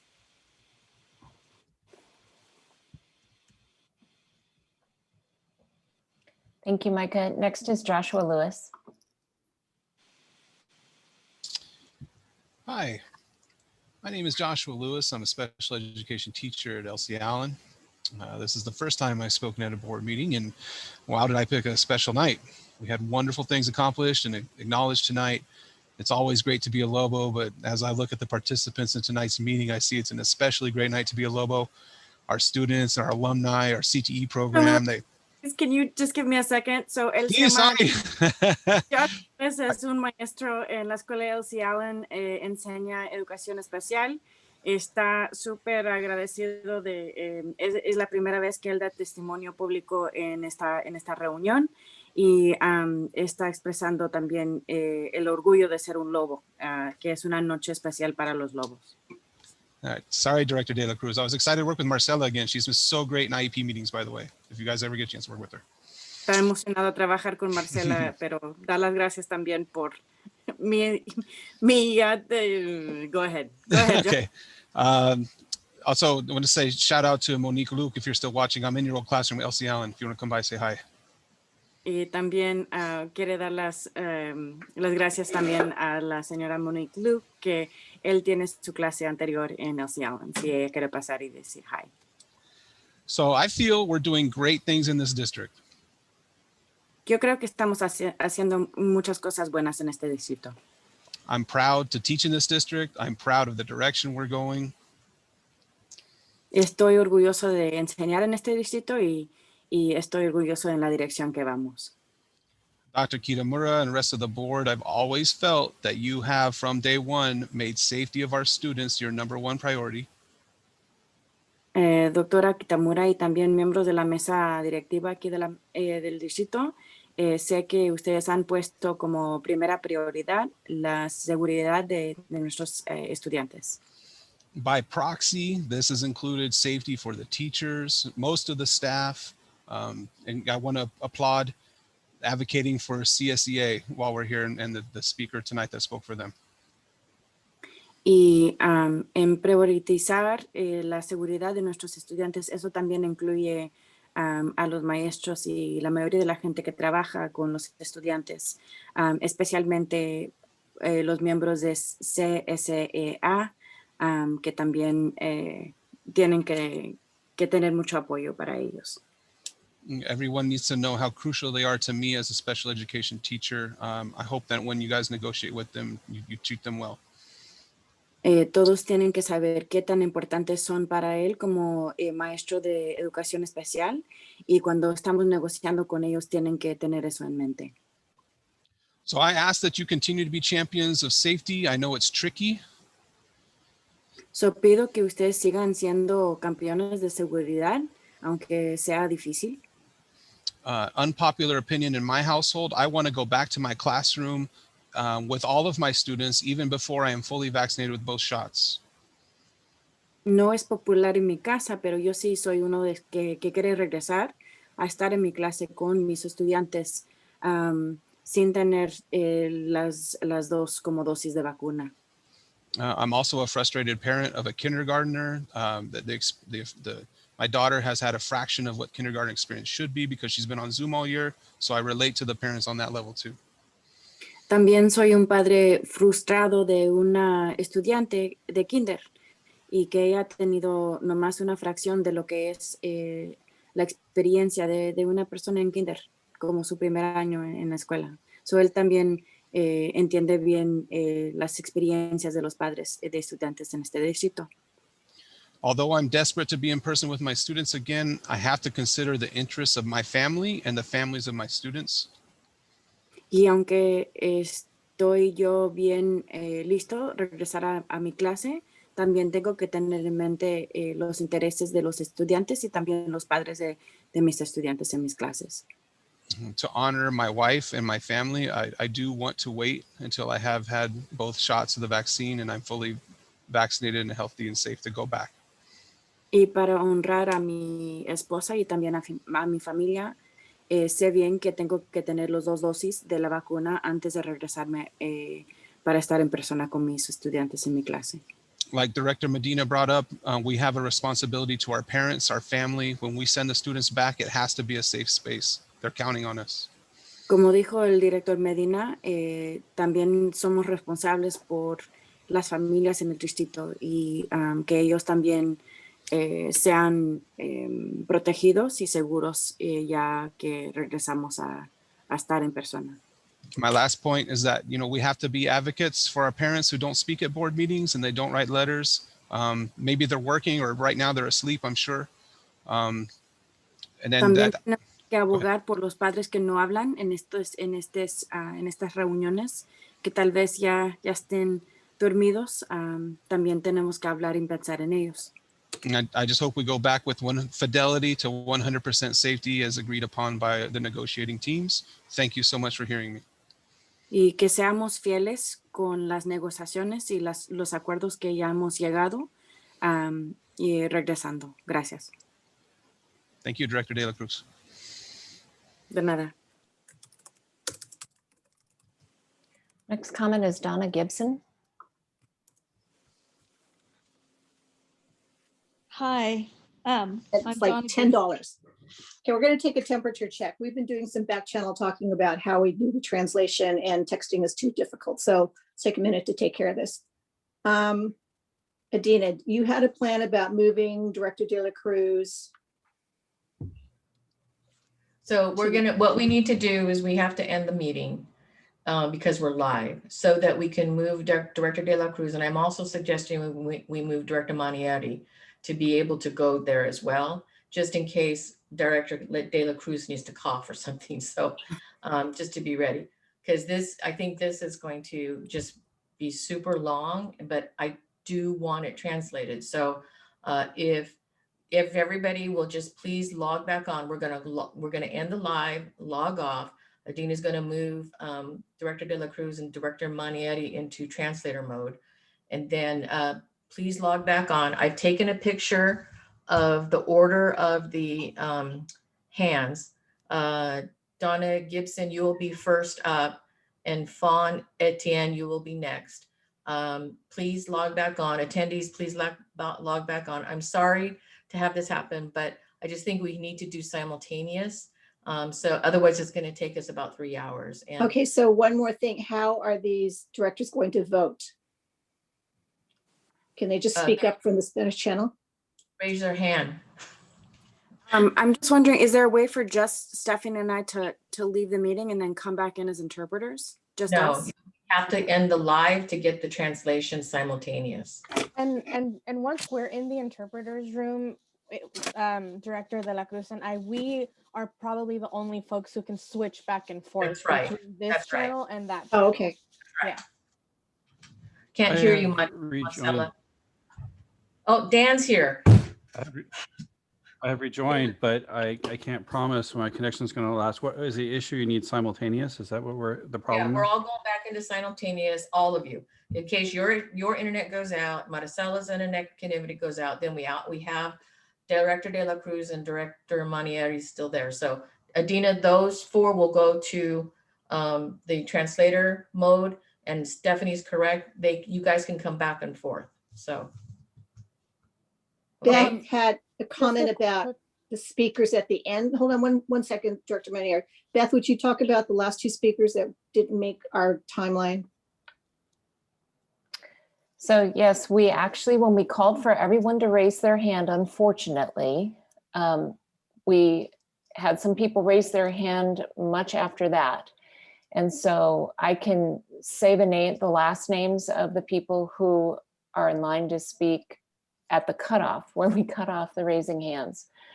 I'm just going to call out the last names now. We've kept a list. It's Gibson, Etienne, Hawkins, Lewis, Jordan, Cara, Madigan, Faulkner, someone named Anna, I don't have your last name, Russler, Tovar Rose, Bailey, Bishop, Rowinski, Heveland, Holt, Ponsford, Okura, Schiff, and Prack.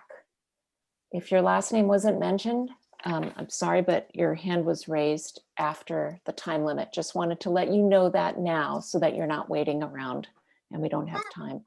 And I confirmed that same picture of the same people that you just read off, Beth. Okay, so it is 10:20 and we will just restart. We'll give everybody 5 minutes. I think maybe 5 minutes. We'll Tina, did you really try to move into the Spanish channel? Panelists use the same link. So my board members and everybody use the same link.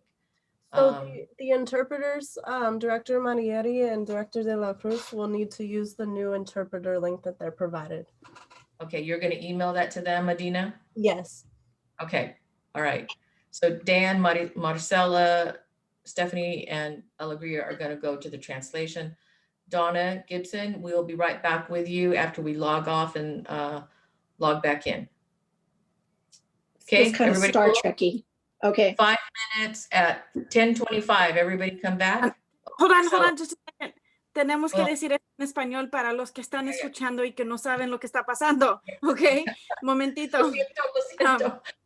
Ok, so lo que vamos a hacer ahorita es terminar la reunión y tenemos que regresar a la reunión porque no se puede cambiar yo y Stephanie para ser las intérpretas sin terminar esta reunión. So, se va a mantener la lista en orden como está ahorita. Ya tomaron la lista y así van a seguir adelante tomando en orden, en esa orden, las personas que quieren hacer comentarios. So, nomás hay que cerrar el Zoom y regresar con el enlace todavía que tienen, que antes usaron para empezar la reunión. ¿Ok? ¿Claro como lodo? Lo siento mucho. Ok, nos vemos prontito. 5 minutos. Marcella, did you want to say something? I can't hear you. Can't hear you, Marcella.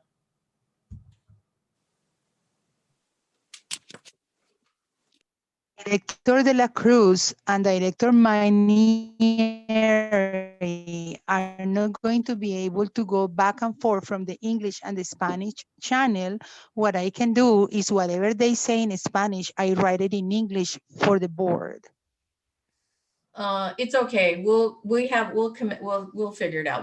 We'll text another way or we'll use the channel. It's okay. It's okay. Thank you. All right, okay. Everybody. Because usually what happens. Okay, it's okay. Let's get moving because we only have 3 more minutes now. So let's end this meeting, Adina. Okay, ending it now. Thank you. Okay, thank you.